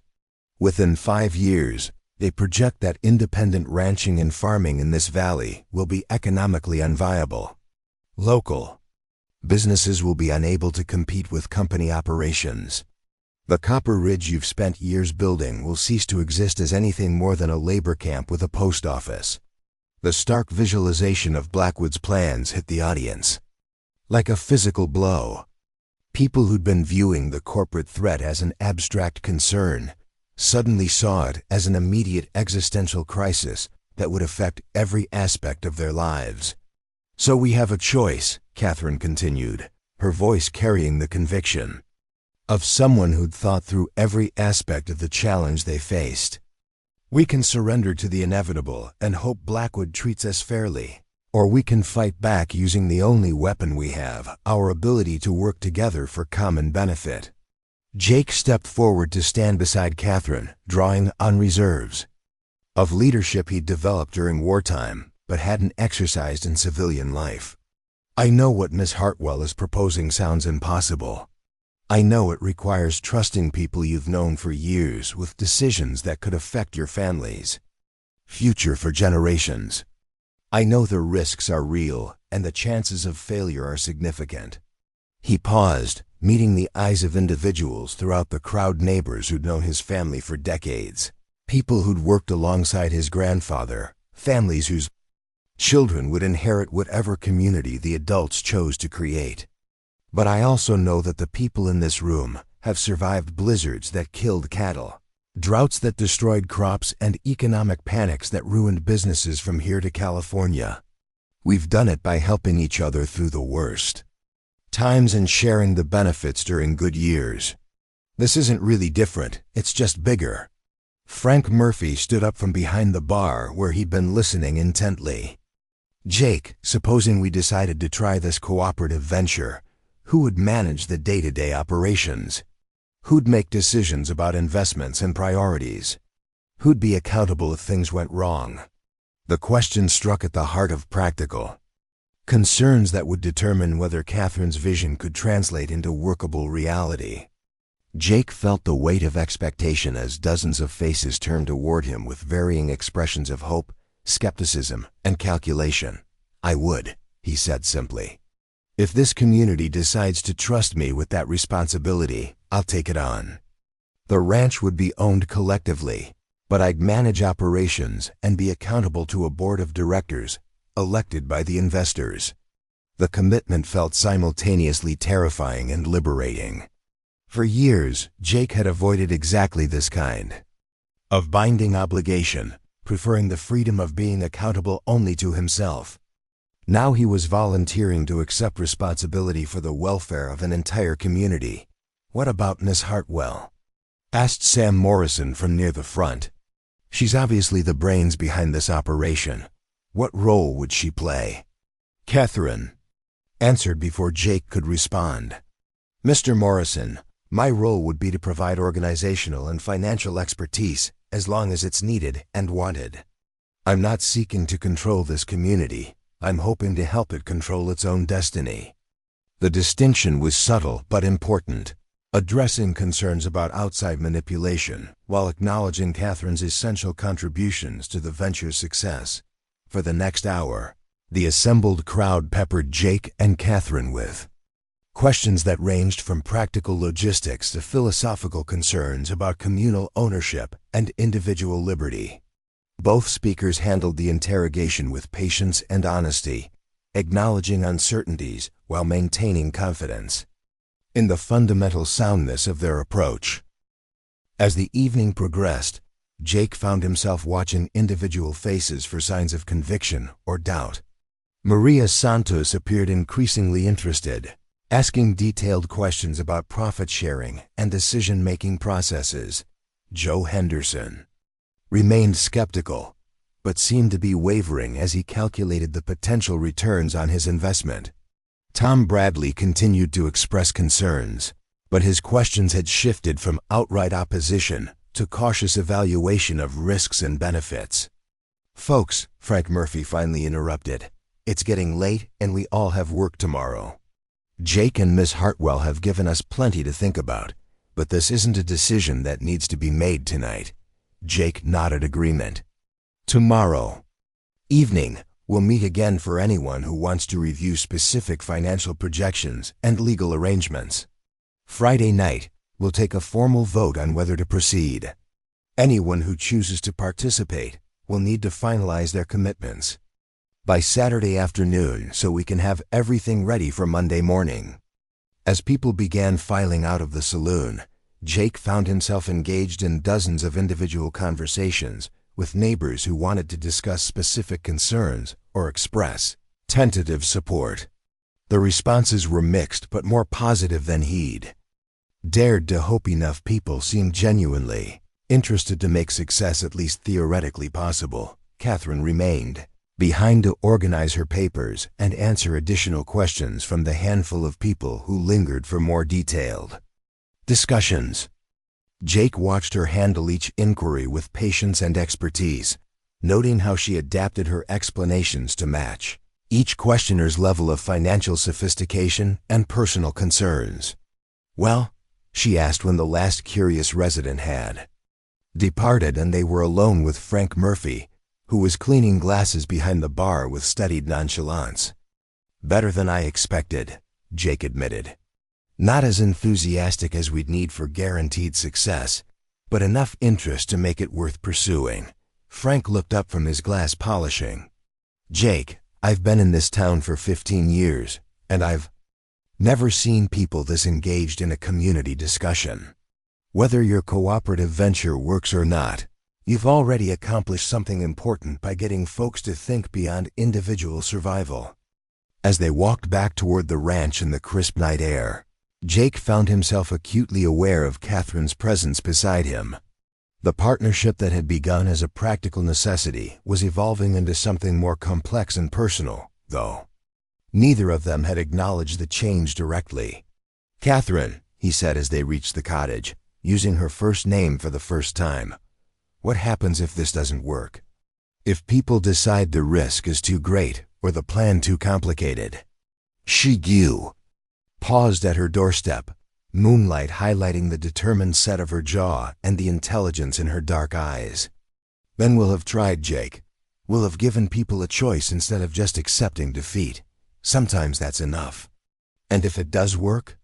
If we actually manage to save the ranch and build this cooperative community you've envisioned? Catherine's smile carried possibilities that went far beyond business partnerships and community development. Then we'll have proven that ordinary people can accomplish extraordinary things when they stop accepting limitations and start believing in each other. As Jake walked the short distance to the main house, he realized that somewhere between yesterday's desperate plan to sell everything and tonight's commitment to risk everything, he'd stopped thinking about his boots being made for walking away. For the first time in years, he was thinking about staying, about building something worth keeping, about finding reasons to call a place home. The transformation felt as natural as it was surprising, like discovering that the path you'd been avoiding was actually the one you'd been meant to follow all along. Thursday morning arrived with unseasonable warmth that had the entire town buzzing with nervous energy as word spread that Jake Sullivan and Catherine Hartwell would be presenting detailed financial projections for their cooperative venture. The night's discussions in various households had clearly been intense, judging by the clusters of people engaged in earnest conversations outside Morrison's General Store and along Main Street. Jake spent the early hours reviewing Catherine's calculations one final time, his military training serving him well as he absorbed the complex interconnections between property values, projected revenues, and risk assessments. The plan was ambitious, but not reckless. Catherine had built in multiple contingencies and conservative estimates that acknowledged the uncertainties inherent in any pioneering venture. A knock at the kitchen door interrupted his study session. Billy Crawford stood on the porch, shifting his weight from foot to foot with obvious excitement. "Mr. Sullivan, sir, my pa sent me to tell you that the miners held a meeting last night after they got off shift. They want to know if working men would be welcome in your cooperative, not just property owners and business folks." Jake set down his coffee cup with surprise. He and Catherine had focused their initial presentation on established residents with existing assets, but the interest from wage earners opened entirely new possibilities. "What did your father think about the idea, Billy?" "Pa says it's the first time anyone's asked working folks to be partners instead of just employees," Billy replied, his young face glowing with enthusiasm. "The miners have been talking about forming a union to get better wages and safer conditions, but your plan sounds like something bigger than just fighting with the mine owners." The revelation that Copper Ridge's working population was organizing independently added another layer of complexity to an already intricate situation. Jake realized he needed to speak with Catherine immediately about expanding their cooperative model to include labor representatives alongside property owners and business operators. "Billy, tell your father and the other miners that they're absolutely welcome at tonight's meeting," Jake said. "Miss Hartwell and I will make sure our presentation addresses how working men would fit into the cooperative structure." After Billy departed with obvious excitement, Jake found Catherine in the cottage kitchen, surrounded by ledger books and legal documents while preparing what appeared to be enough coffee for a small army. Her honey-colored hair was pinned back more severely than usual, and she wore the expression of someone who'd been working since before dawn. "The miners want to join the cooperative," Jake announced without preamble. Catherine looked up from her papers with immediate interest. "How many miners? What kind of participation are they envisioning?" "Billy Crawford says there was a meeting last night. His father thinks working men want to be partners rather than just employees." Jake poured himself coffee from the large pot Catherine had brewing. "That could change our entire financial structure. Actually, it could strengthen our position considerably," Catherine replied, flipping through several pages of calculations. "I've been wondering how to address the labor component of a truly comprehensive cooperative. If the miners are willing to invest their skills and time, as well as their modest savings, we could create something unprecedented in American commerce." She spread a new set of papers across the kitchen table, revealing organizational charts. that looked like military command structures. What if we established 3 tiers of membership? Property owners who contribute land and buildings, business operators who contribute equipment and expertise, and workers who contribute labor and specialized skills. Each tier would have representation in decision-making proportional to their contribution to the cooperative's success. Jake studied the proposed structure with growing amazement. Catherine had apparently spent the sleepless night developing contingency plans for situations they hadn't even discussed. How would profit sharing work with such different types of contributions? Combination of fixed returns on capital investments and performance-based bonuses tied to individual and collective productivity. Catherine explained, her voice carrying the confidence of someone who'd solved similar problems before. Property owners receive rental income equivalent to market rates. Business operators receive management fees plus profit sharing. Workers receive wages above current market rates plus annual dividends based on the cooperative's overall success. The complexity was staggering, but Jake could see how each element supported the others in a system designed to align individual interests with collective welfare. Catherine, you've essentially designed a new form of capitalism. I've designed a form of capitalism that works for communities instead of just individual accumulation, she corrected with a smile that mixed pride with uncertainty. Whether it will actually function in practice remains to be seen. Their planning session was interrupted by the arrival of Maria Santos, who rode up to the cottage with the determined expression of someone who'd reached important decisions after considerable deliberation. She dismounted from her horse with the fluid grace of a woman who'd spent decades in the saddle, then approached the cottage with purposeful strides. "Jake, Miss Hartwell," Maria greeted them formally. "I've come to discuss the specifics of property contribution and management authority. If I'm going to risk my ranch on this venture, I need to understand exactly how decisions will be made and who'll have final authority over land use." Jake gestured toward the kitchen table where Catherine's papers were spread. "Come in, Maria. We were just discussing how to structure management and decision-making for different types of participants." The next 2 hours were spent in intense negotiations as Maria Santos proved to be as sharp a businesswoman as she was a successful rancher. She challenged every assumption, questioned every projection, and demanded concrete answers to hypothetical problems that revealed the depth of her practical experience. "The fundamental question," Maria said finally, "is whether this cooperative will be controlled by property owners, managed by professionals, or governed democratically by all participants. Each approach has advantages and disadvantages, but they're mutually exclusive in many situations." Catherine nodded thoughtfully. "Mrs. Santos raises the central governance issue that will determine whether our cooperative succeeds as a community venture or fragments into competing interest groups. One proposes a hybrid structure with specialized committees for different functions, but ultimate authority resting with an elected board representing all membership categories."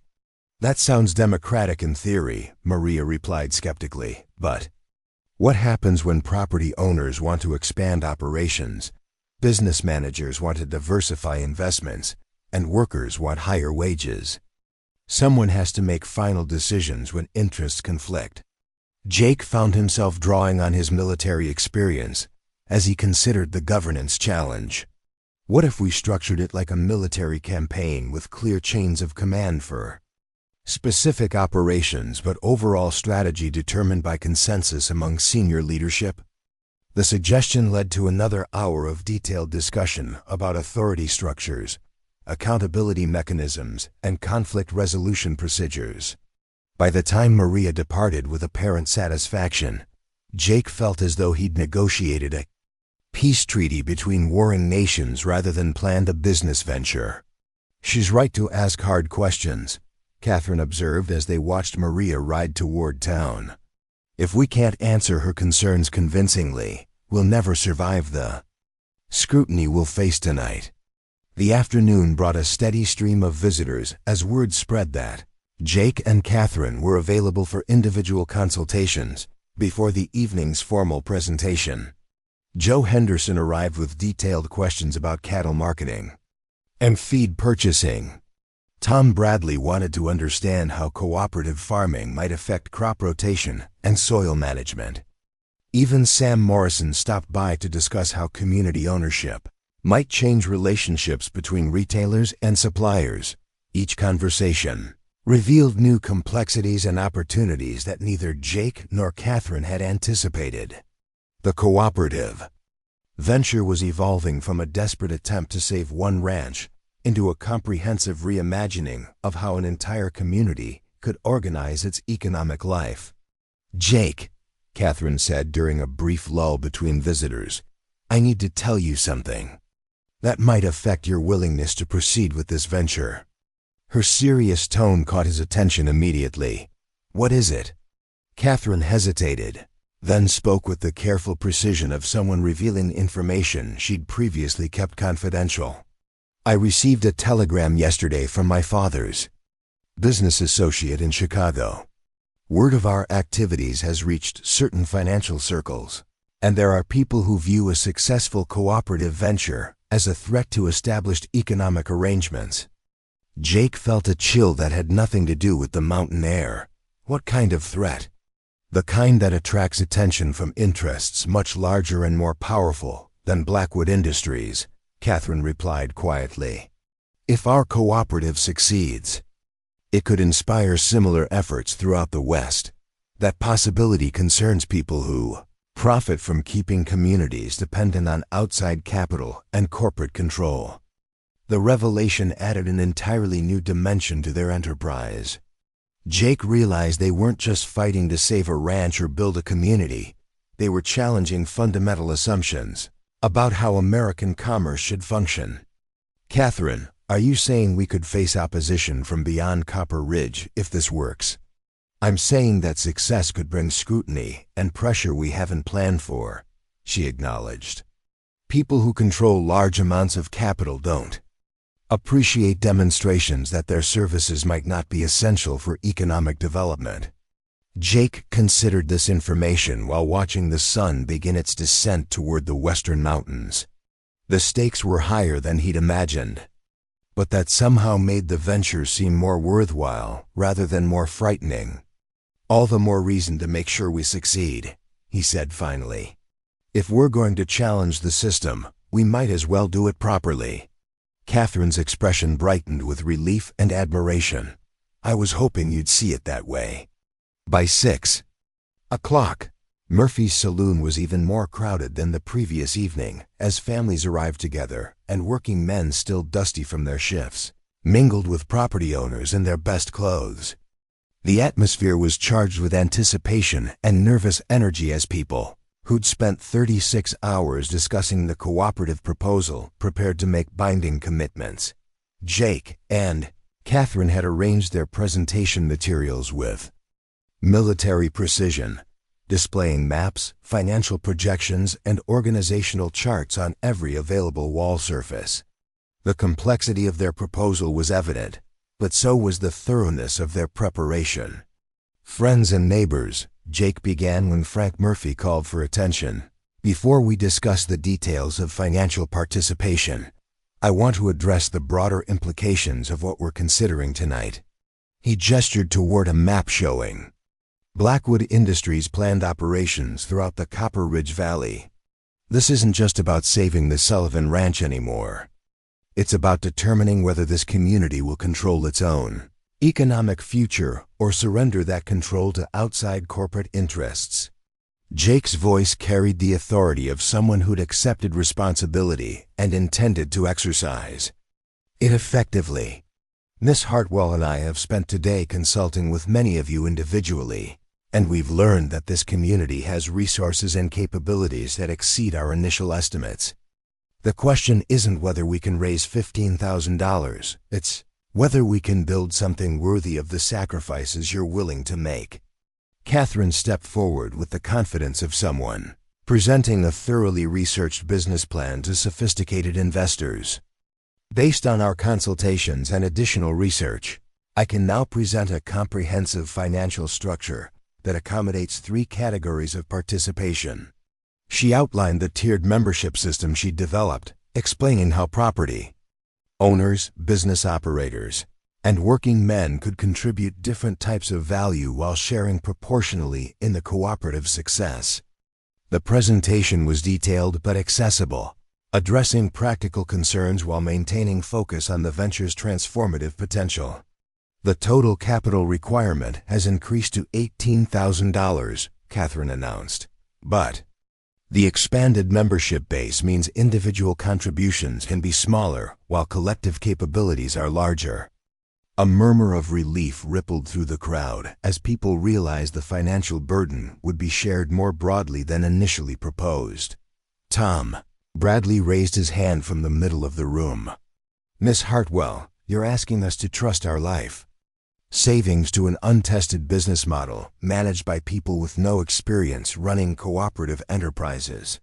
What guarantees can you offer that our investments will be protected? Catherine nodded acknowledgement of his legitimate concern. Mr. Bradley, I can't guarantee success because no business venture offers absolute certainty. What I can guarantee is complete transparency in financial management, democratic participation in major decisions, and legal protections that ensure your investment can only be used for approved cooperative purposes. She gestured toward a thick document on the table beside her. We've prepared articles of incorporation that establish legal safeguards and accountability mechanisms. Every member will receive copies of all financial records. Every major decision will require approval from a board of directors elected by the membership. For the next hour, Catherine and Jake fielded questions that covered everything from daily operational procedures to long-term strategic planning. The audience's engagement was intense and thoughtful, suggesting that people were seriously considering participation rather than merely satisfying curiosity. Frank Murphy finally called for a preliminary vote to gauge the level of serious interest before proceeding to specific financial commitments. All those in favor of proceeding with the cooperative venture as outlined, please raise your hands. Jake held his breath as hands rose throughout the crowded room. The count was close, not unanimous, but clearly a majority of those present. More importantly, the raised hands included representatives from all segments of the community, established ranchers like Maria Santos, business owners like Sam Morrison, and working men like Billy Crawford's father. All those opposed or uncertain? Frank called. The opposing vote was smaller but included some prominent community members whose participation would have strengthened the venture considerably. Tom Bradley kept his hand down, as did several other farmers whose support would be important for long-term success. The motion carries, Frank announced, but narrowly. Jake, Miss Hartwell, you've got enough interest to proceed, but you'll need to convince the undecided if you want this venture to reach its full potential. As the meeting dissolved into smaller groups discussing specific participation details, Jake found himself both exhilarated and sobered by the evening's results. They had enough support to move forward, but success would require near-perfect execution and continued community buy-in. We did it, Catherine said quietly as they organized their materials after the crowd dispersed. We got permission to try, Jake corrected. The real work starts tomorrow when we begin collecting actual commitments and legal documents.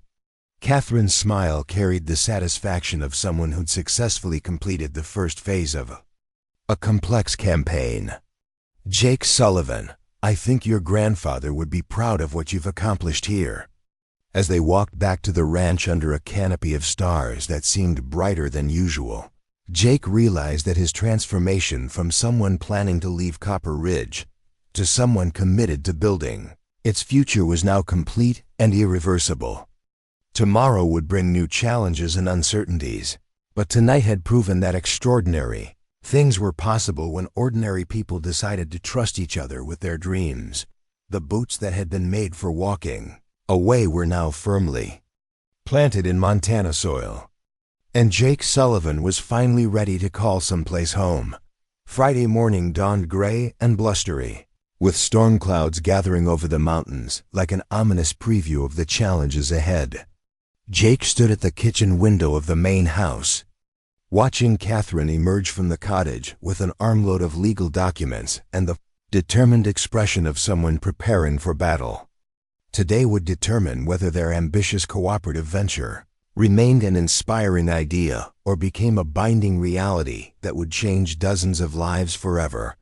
The first test came before breakfast when a rider approached at full gallop, his horse lathered with sweat and his face bearing the grim expression of someone carrying bad news.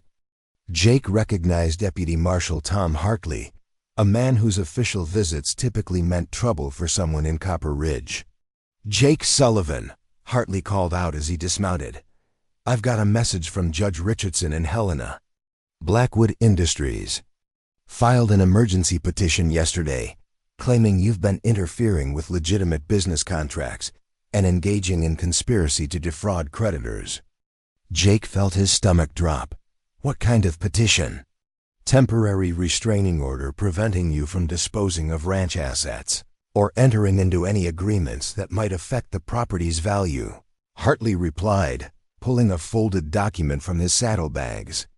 "Also requires you to appear in Helena Monday morning for a hearing on the matter." Catherine had reached them in time to hear the deputy's announcement. Her face paled as she grasped the implications immediately. "Marshal Hartley, does this order prevent Mr. Sullivan from paying his grandfather's debts through community contributions?" Hartley studied the legal document with the careful attention of someone who'd learned to read between the lines of court orders. "It prevents him from transferring title or mortgaging the property without court approval.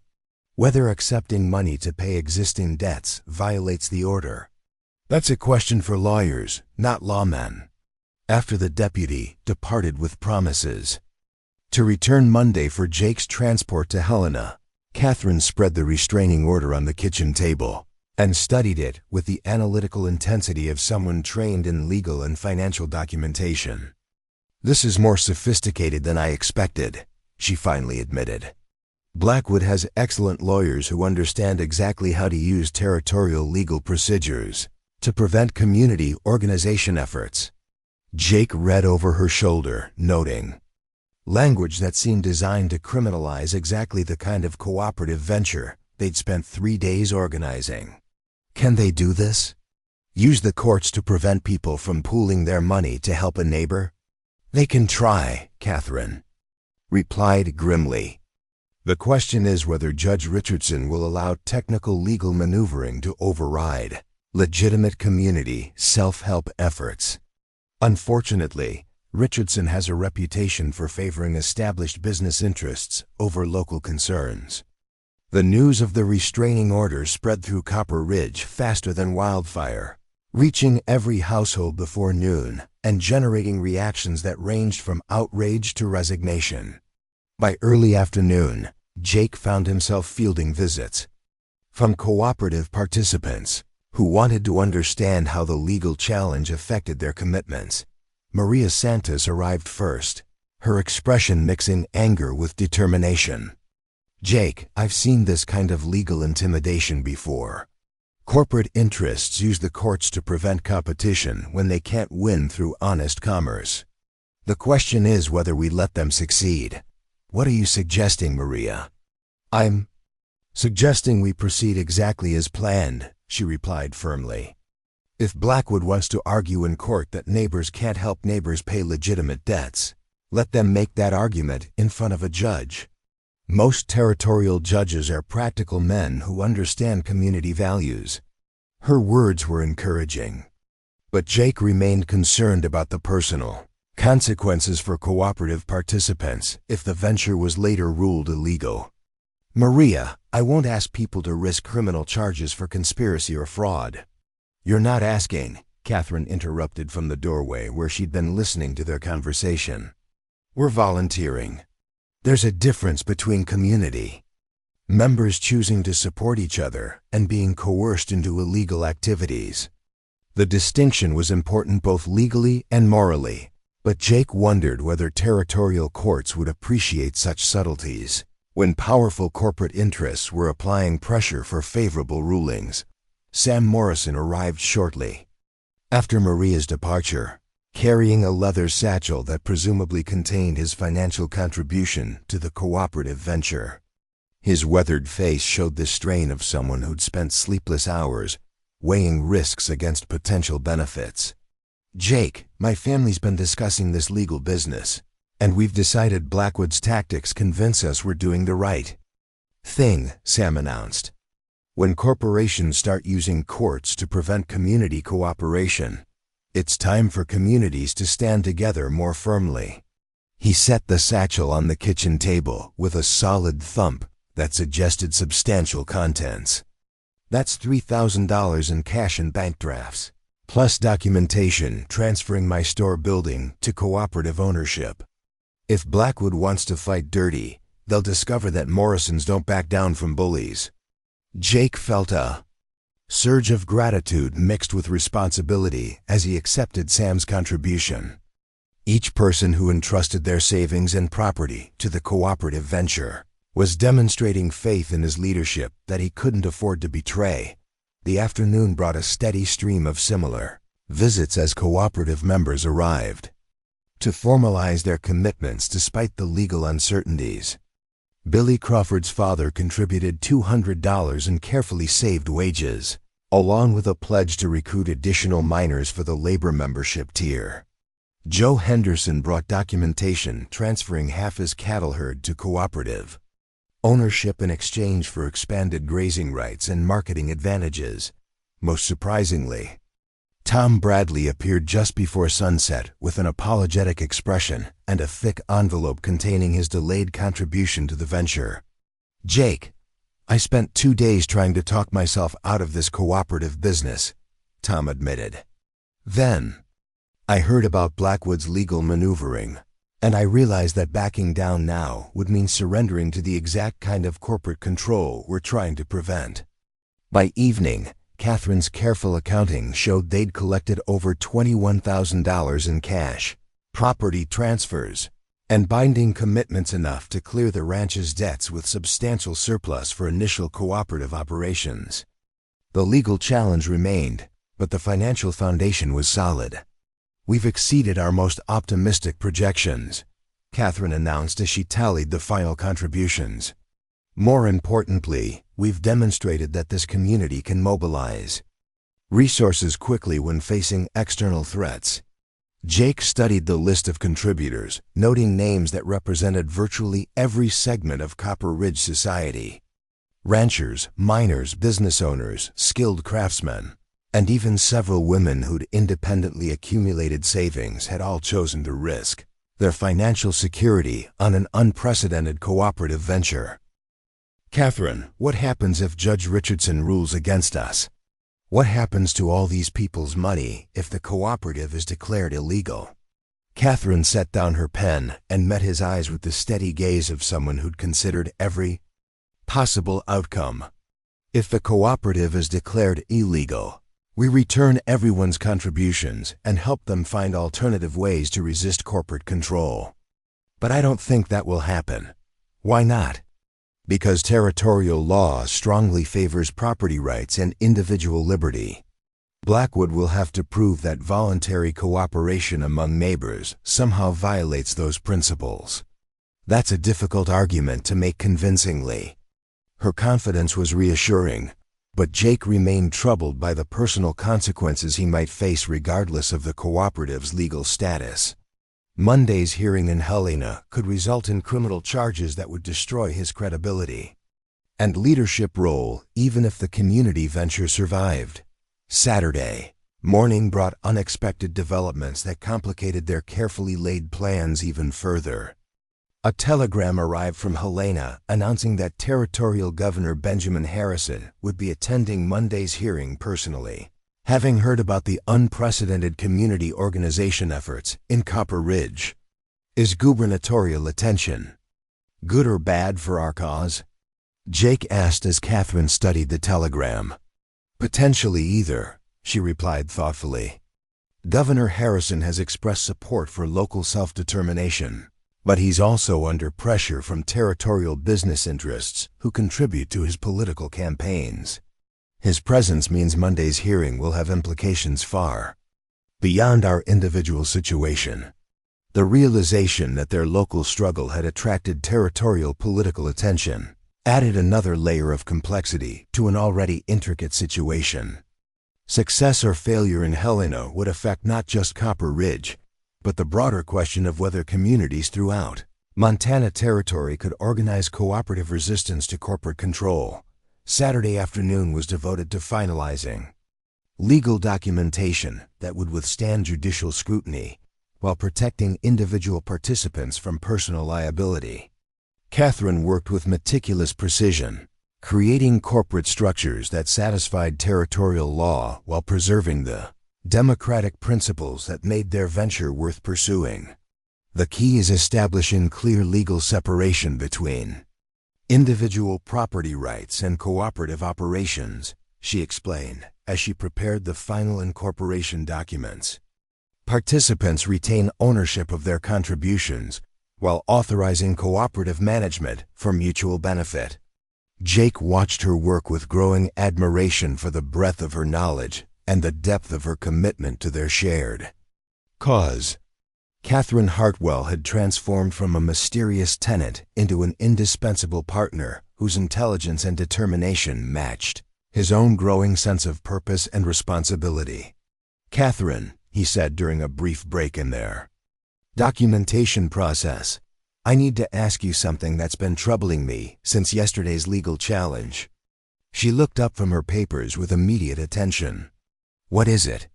"If this cooperative venture fails, if I'm charged with conspiracy or fraud, if the whole enterprise collapses, what happens to you? You've risked your reputation and possibly your legal status on someone else's problem." Catherine set down her pen and studied his face with an expression that mixed professional assessment with personal interest. "Jake, do you remember what I told you about running away from problems instead of fighting for what matters?" He nodded. "This matters," she said simply. "Not just the ranch or the cooperative or even the community, though all of those are important. What matters is proving that ordinary people can create extraordinary solutions when they stop accepting limitations and start believing in each other." The conviction in her voice stirred something deep in Jake's chest that had nothing to do with business partnerships or community leadership. Somewhere between Wednesday's desperate planning and Saturday's meticulous preparation, his feelings for Catherine Hartwell had evolved beyond respect and admiration into something much more personal and profound. "Catherine, there's something else I need to tell you," he said, his voice carrying an uncertainty that had nothing to do with legal challenges or financial risks. She waited with the patient attention of someone accustomed to dealing with complex problems that required careful consideration. "When this started, I was planning to take Blackwood's money and ride away from Copper Ridge forever. Now I can't imagine being anywhere else, and I can't imagine doing any of this without you." Jake paused, gathering courage for words that would change their relationship irrevocably. "I'm not just asking you to help save a ranch anymore. I'm asking you to help build a life worth staying for."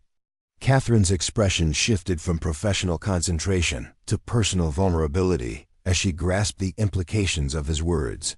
"Jake, are you saying what I think you're saying?" "I'm saying that my boots might have been made for walking away, but my heart was made for staying right here with you," he replied, reaching across the table to take her hands in his. "I'm saying that I love you, Catherine Hartwell, and I want to build this cooperative community with you as my partner in every sense of the word." The confession hung between them like a bridge across uncertain territory, offering connection but requiring courage to cross. Catherine's eyes filled with tears that could have meant joy or sorrow or both. "Jake Sullivan," she whispered, "I've been waiting 3 days for you to realize what I knew the moment you decided to fight instead of run. I love you too, and yes, I want to build this life with you. Their kiss was interrupted by a commotion outside as riders approached the ranch. At speed, Jake reluctantly released Catherine and moved to the window, where he saw Deputy Marshal Hartley, returning with 2 additional men whose expensive clothes and authoritative bearing suggested territorial officials. "Mr. Sullivan," Hartley called. As Jake emerged onto the porch, Territorial Attorney General Morrison and Blackwood, Industries Chief Counsel, have come to discuss a possible settlement of Monday's legal proceedings. Jake felt Catherine's presence beside him as they faced this unexpected development. The arrival of such high-ranking officials on Saturday evening suggested that powerful interests were taking their cooperative venture seriously enough to warrant personal intervention. "Gentlemen," Jake said formally, "you're welcome to dismount and state your business, though I should warn you that our legal position is already established and our community commitments are final." The Attorney General, a distinguished man in his 50s, dismounted with the careful dignity of someone accustomed to exercising authority. "Mr. Sullivan, we're here to offer a resolution that protects everyone's interests while avoiding unnecessary legal complications." "I'm listening," Jake replied, though his tone suggested skepticism about any offer coming from Blackwood's representatives. Blackwood Industries is prepared to increase their purchase offer to $25,000, with immediate payment and no conditions regarding property vacancy, the Attorney General announced. "In exchange, you would withdraw from all cooperative organizing activities and relocate outside Montana territory within 60 days. The offer was staggering enough money to clear all debts with substantial surplus, plus relocation assistance that would ensure comfortable establishment elsewhere. It was exactly the kind of generous settlement that would allow Jake to walk away from Copper Ridge with financial security and no lingering obligations." "That's a very generous offer," Catherine said diplomatically, "but it misunderstands the nature of our enterprise. This isn't about money, it's about community self-determination." The Blackwood Counsel, a sharp-featured man whose expensive suit seemed out of place in the ranch setting, stepped forward with obvious irritation. "Miss Hartwell, you're interfering with legitimate business arrangements and encouraging illegal conspiracy against corporate interests. We're offering Mr. Sullivan a way to avoid criminal prosecution while securing his financial future." Jake felt his temper rise at the implied threat to Catherine, but he forced himself to respond calmly. "Gentlemen, I appreciate your visit, but the answer is no. This community has chosen cooperation over corporate control, and I intend to honor that choice regardless of the personal consequences."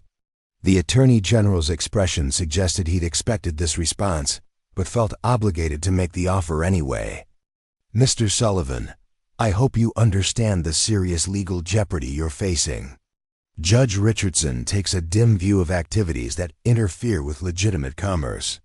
Then he'll have an opportunity to determine whether community cooperation interferes with legitimate commerce," Jake replied evenly. "We'll see you in court Monday morning." As the officials departed with obvious dissatisfaction, Catherine squeezed Jake's hand with pride and determination. "Well, Mr. Sullivan, it appears we're committed to this course regardless of the consequences." "No regrets," Jake confirmed, pulling her closer as they watched the riders disappear into the gathering darkness. "My boots were made for walking away, but my heart has found every reason to stay." Tomorrow would bring their final preparations for Monday's confrontation, but tonight they would celebrate the transformation of a desperate gamble into a declaration of love and community that would change their lives forever. Monday morning arrived with crystalline clarity, the kind of Montana dawn that made the mountains look close enough to touch and the sky seem infinite with possibility. Jake stood on the courthouse steps in Helena, watching carriages and horsemen converge on the territorial capital as word had spread that today's hearing would determine more than just the fate of one ranch it would establish precedent for community cooperation throughout the American West. Catherine stood beside him, her dark blue traveling dress lending her an air of Eastern sophistication that contrasted sharply with the frontier setting. She carried a leather portfolio containing every document, calculation, and legal argument they'd developed over 4 intense days of preparation. Her calm confidence provided an anchor for Jake's nerves as they prepared to face judicial scrutiny. That could validate their vision or destroy it completely. "Nervous?" Catherine asked quietly, noting the tension in Jake's jaw as he surveyed the gathering crowd. "Terrified," Jake admitted. 4 days ago, I was planning to sell everything and disappear. Now I'm about to argue in territorial court that an entire community should be allowed to determine its own economic future." "You're about to argue that neighbors have the right to help neighbors," Catherine corrected gently. "Everything else is just legal complexity designed to obscure that simple truth." Deputy Marshal Hartley approached them with the formal demeanor of someone executing official duties. "Mr. Sullivan, Miss Hartwell, Judge Richardson are ready to convene the hearing. I should warn you that the courtroom is packed beyond capacity, and there are reporters from newspapers in Denver and San Francisco." The revelation that their local struggle had attracted national press attention added another layer of pressure to an already intense situation. Success or failure would be witnessed by observers who could spread their story across the country, potentially inspiring similar efforts or serving as a cautionary tale about the dangers of challenging established corporate power. Inside the courthouse, Jake was amazed to see familiar faces filling every available seat.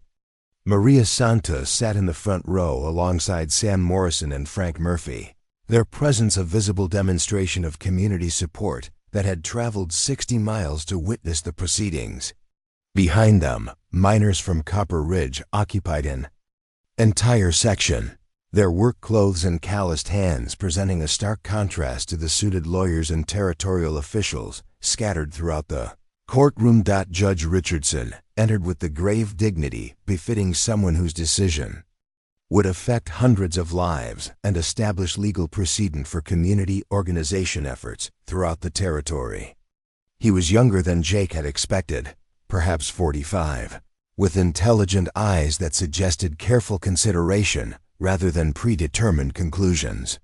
"This court is convened to consider the petition filed by Blackwood Industries alleging conspiracy to defraud creditors and interference with legitimate commerce," Judge Richardson announced. "Given the territorial implications of this case, Governor Harrison will observe the proceedings and may address the court at the appropriate time." The governor sat at a special table beside the judge's bench, his presence lending weight to every word spoken and every argument presented. Jake noticed several men in expensive suits scattered throughout the courtroom, who were undoubtedly representing financial interests beyond Blackwood Industries.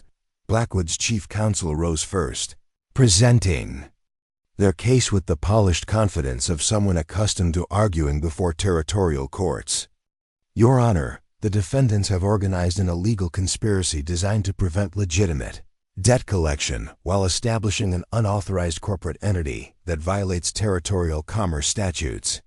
The lawyer's argument was technically sophisticated, citing precedents from other territories and emphasizing the dangerous precedent that successful community cooperation might establish for property rights and corporate authority throughout the West. "Mr. Sullivan has gathered funds from multiple parties under false pretenses," the counsel continued, claiming community benefit, while actually preventing legal foreclosure proceedings that would satisfy legitimate creditors. "This conspiracy, disguised as cooperation, threatens the foundation of commercial law in Montana territory." Jake listened with growing anger as Blackwood's lawyer characterized their community effort as criminal conspiracy and portrayed corporate debt collection as a public service. The legal arguments were clever but ignored the human reality of families choosing to support each other against external threats. When called upon to respond, Jake rose slowly, his considerable height making him an imposing presence even in formal court proceedings. He'd spent Sunday evening preparing his statement with Catherine's help, but now faced the challenge of translating their vision into language that would persuade a territorial judge. Your Honor, I stand before this court not as a defendant in a criminal conspiracy, but as a community member who has witnessed something extraordinary over the past week. Jake began, his deep voice carrying clearly to every corner of the crowded courtroom. The people of Copper Ridge have demonstrated that neighbors can work together to solve problems that seem impossible when faced alone. We have pooled our resources not to defraud creditors, but to ensure that legitimate debts are paid while keeping our community intact. Jake gestured toward the Copper Ridge residents filling the courtroom. These people have risked their life savings not for profit, but for the principle that communities should control their own destiny rather than surrendering to distant corporate interests who care nothing for local welfare. He outlined the cooperative structure they developed, emphasizing the legal protections for individual participants and the democratic governance that ensured accountability to community members rather than outside investors. Blackwood Industries claims were interfering with legitimate commerce, Jake continued, his confidence growing as he spoke. But what could be more legitimate than neighbors helping neighbors pay their debts while building something beneficial for everyone involved? The judge listened intently, occasionally asking clarifying questions about legal details and governance structures. His inquiries suggested genuine interest in understanding their cooperative model, rather than predetermined hostility toward community organization efforts. Catherine was called to testify about the financial and legal aspects of their venture, demonstrating the depth of her expertise while explaining complex concepts in terms accessible to non-specialists. Her testimony revealed the sophisticated planning behind their seemingly spontaneous community effort. Miss Hartwell, Judge Richardson asked, you've described a cooperative structure that appears to challenge traditional assumptions about property ownership and corporate organization. What precedents exist for such arrangements under territorial law? Catherine smiled with the confidence of someone who'd anticipated that exact question. Your Honor, territorial statutes strongly support voluntary association and democratic governance. Our cooperative simply applies those principles to economic activity rather than limiting them to political organization. She cited specific legal precedents while explaining how their venture differed from corporate structures that concentrated power in distant boardrooms rather than local communities. The hearing's turning point came when Governor Harrison requested permission to address the court directly. His intervention could either legitimize their cooperative effort or condemn it as a threat to territorial economic development. Your Honor, the governor began, I have observed these proceedings with great interest because they address fundamental questions about Montana Territory's future development. Will we become a colony for distant corporate interests, or will we develop into a territory where local communities control their own economic destiny? Governor Harrison's statement carried the authority of someone whose political future depended on territorial prosperity rather than corporate profits. The cooperative effort organized by Mr. Sullivan and Ms. Hartwell demonstrates exactly the kind of local initiative and community responsibility that the territorial government should encourage rather than criminalize. Jake felt a surge of hope as the governor continued his statement, praising their democratic governance structure and emphasizing the benefits of keeping investment capital within local communities, rather than allowing it to flow to distant corporate shareholders. Furthermore, Governor Harrison added, this court should note that Blackwood Industries' legal challenge comes only after Mr. Sullivan rejected a substantial financial offer designed to prevent community organization efforts. This suggests that corporate opposition stems from fear of successful community cooperation rather than legitimate legal concerns. The revelation that territorial political leadership supported their cause shifted the courtroom atmosphere dramatically. Blackwood's lawyers exchanged worried glances while Copper Ridge residents smiled with obvious relief and satisfaction. Judge Richardson called for closing arguments, during which Blackwood's counsel attempted to maintain their position, despite the governor's implicit endorsement of the cooperative venture. Their arguments seemed increasingly desperate as they insisted that community cooperation somehow threatened individual property rights. Jake's closing statement drew on everything he'd learned about leadership during his military service and community building during the past week. Your Honor, this case ultimately concerns a simple question. Do communities have the right to work together for mutual benefit, or must they surrender that right to corporate interests who profit from community division? He spoke about his grandfather's legacy, Catherine's vision, and the courage demonstrated by ordinary people who'd chosen cooperation over resignation in the face of overwhelming corporate pressure. I came to Copper Ridge planning to sell my grandfather's ranch and leave Montana Territory forever, Jake concluded. Instead, I discovered that some things are worth fighting for, even when the odds seem impossible. The people of Copper Ridge have chosen to fight for their community's future, rather than surrendering to forces beyond their control. I respectfully ask this court to recognize their right to make that choice. The courtroom fell silent as Judge Richardson considered his decision. Minutes passed like hours as Jake watched the judge review documents and legal precedents that would determine whether their week of intense effort had succeeded or failed. This court finds, Judge Richardson finally announced, that voluntary association among community members for mutual economic benefit does not constitute criminal conspiracy under territorial law. The cooperative structure described by the defendants appears to satisfy all legal requirements for legitimate business organization. A cheer erupted from the Copper Ridge section of the courtroom, quickly suppressed as the judge continued his ruling.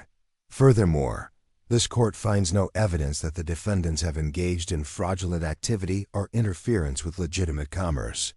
The petition filed by Blackwood Industries is therefore denied, and all restraining orders are dissolved. Jake felt Catherine's hand squeeze his as the full implications of their victory became clear. They had won not just the right to save the Sullivan Ranch, but legal recognition of their cooperative model that could inspire similar efforts throughout the territory. However, Judge Richardson added, this court strongly encourages all parties to pursue their business activities within established legal frameworks and to resolve future disputes through negotiation rather than litigation. As the courtroom erupted in celebration and commiseration, Jake found himself surrounded by well-wishers from Copper Ridge who had traveled to Helena to witness this historic moment. Maria Santos embraced him with tears of joy, while Sam Morrison pumped his hand with obvious satisfaction. Well, Jake, Frank Murphy declared with his characteristic Irish exuberance, it appears you've started something that will outlast all of us. Outside the courthouse, Catherine pulled Jake aside for a private moment amid the continuing celebration. So, Mr. Sullivan, now that your boots have officially decided to stay planted in Montana soil, what's our next step? Jake smiled as he pulled her closer, no longer caring who might observe their public display of affection. Our next step is to build the life we promised each other, starting with a wedding that celebrates not just our love, but the community that brought us together. Catherine's eyes sparkled with tears of joy. I can't think of anything I'd rather build with you. As they kissed on the courthouse steps, surrounded by friends and neighbors who had risked everything for a shared vision of community cooperation, Jake realized that his transformation was complete. The man who had arrived in Copper Ridge planning to sell his inheritance and disappear had become someone willing to plant roots deep enough to last generations. 6 months later, the Sullivan Ranch served as headquarters for the Copper Ridge Cooperative, which had expanded to include 3 additional ranches, 2 mining operations, and a network of businesses that kept wealth circulating within the community rather than flowing to distant corporate shareholders. The success had attracted attention from across the territory, inspiring similar efforts in a dozen other communities. Jake and Catherine were married in a ceremony that filled Copper Ridge's small church beyond capacity, with Governor Harrison himself attending to acknowledge their role in establishing new precedents for community development throughout Montana Territory. Their wedding cake was made from wheat grown on cooperative farms, decorated with flowers from cooperative gardens, and served at a reception that featured music from cooperative members and dancing that lasted until dawn. It was a celebration not just of their love, but of the community they had built together through courage, cooperation, and the radical idea that ordinary people could accomplish extraordinary things when they stopped accepting limitations. As they danced their first dance as husband and wife, Jake whispered in Catherine's ear, "My boots were made for walking away, but my heart was made for staying right here with you." Catherine smiled with the satisfaction of someone who had found not just love, but purpose. "And my heart was made for building something beautiful with a man brave enough to plant his feet and fight for what matters."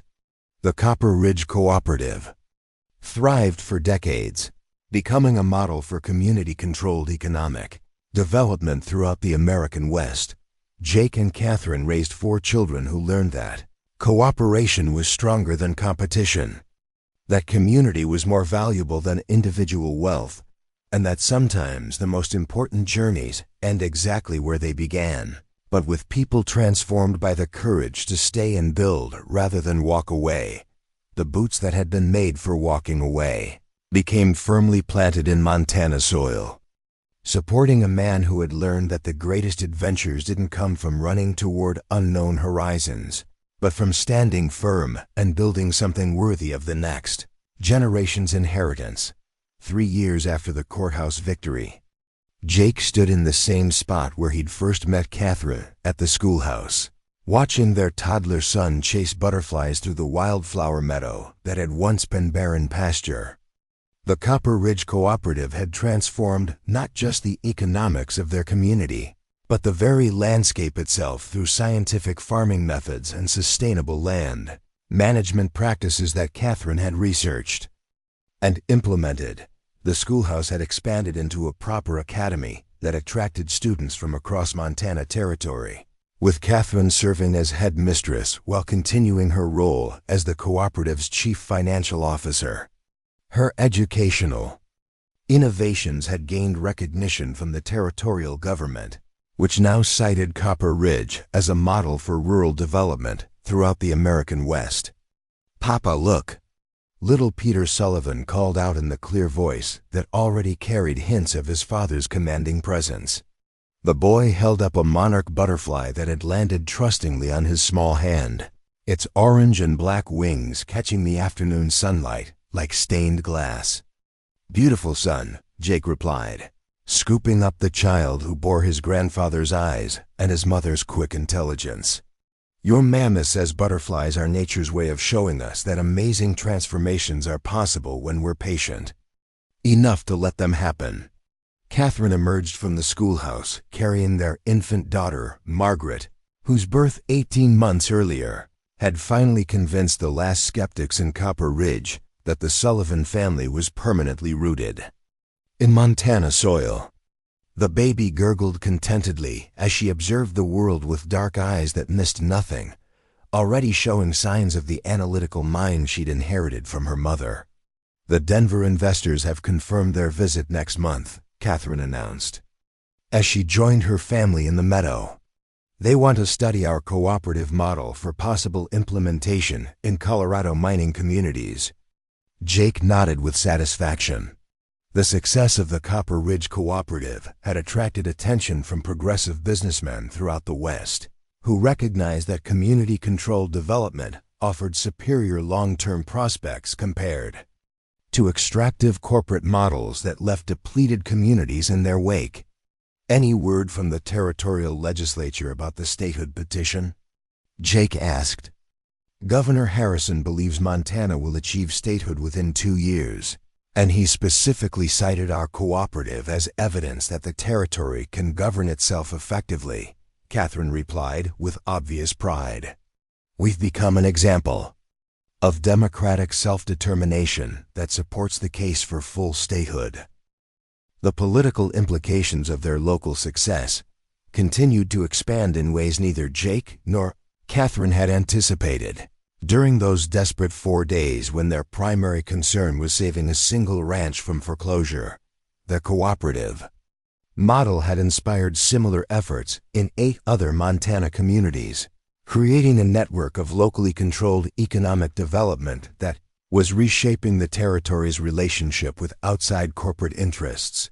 Maria Santos approached across the meadow, her own children running ahead to join Peter in his butterfly observations.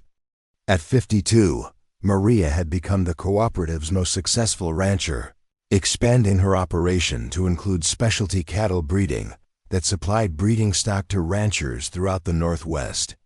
Jake, Catherine, I wanted to discuss the proposal from the railroad company, Maria said, settling onto the wooden bench that Jake had built beneath the old oak tree, where he'd first fully understood Catherine's vision for community cooperation. They're offering to build a spur line to Copper Ridge in exchange for exclusive shipping contracts with the cooperative. She continued, it would reduce our transportation costs by 30% and give us access to eastern markets we can't reach through current routes. Jake considered the proposal carefully. Railroad access would accelerate the cooperative's growth significantly, but exclusive contracts with corporate entities required careful evaluation to ensure they didn't compromise the community independence they'd fought so hard to establish. What are the contract terms regarding price setting and alternative shipping options? Catherine asked, demonstrating the business acumen that had made her an indispensable partner in both marriage and commerce. Standard rates tied to territorial averages with provisions for renegotiation every 5 years, Maria replied. Most importantly, no restrictions on developing alternative transportation if better options become available. The terms seemed reasonable, reflecting the railroad company's recognition that the Copper Ridge Cooperative had become too successful to be pressured into disadvantageous agreements. Corporate entities now competed for their business rather than attempting to control their development. Frank Murphy arrived with his characteristic Irish enthusiasm, carrying news from the weekly town council meeting that governed municipal affairs, parallel to the cooperative's economic functions. At 65, Frank had emerged as Copper Ridge's unofficial mayor, combining his natural diplomatic skills with deep knowledge of community dynamics. The Helena newspaper wants to send a reporter to document our harvest festival next month, Frank announced. Apparently, there's national interest in communities that have successfully resisted corporate control while maintaining prosperity. Jake smiled at the irony of their situation. The man who'd once planned to disappear anonymously into the vastness of the American West had become a recognized leader in a movement that was attracting attention from across the continent. Success had brought responsibilities he'd never anticipated, but found surprisingly satisfying. We'll need to ensure the festival showcases not just our economic achievements, but the social benefits of cooperative living, Catherine observed. Reporters tend to focus on financial statistics rather than community welfare improvements. She was referring to developments that couldn't be quantified in ledger books but represented the true measure of their success. Copper Ridge now boasted the lowest crime rate in Montana Territory, the highest literacy rate outside major cities, and a sense of community cohesion that attracted families from across the West, seeking places where children could grow up with both security and opportunity. Dr. Henley approached the gathering with his medical bag and the satisfied expression of someone whose professional life had been transformed by community support.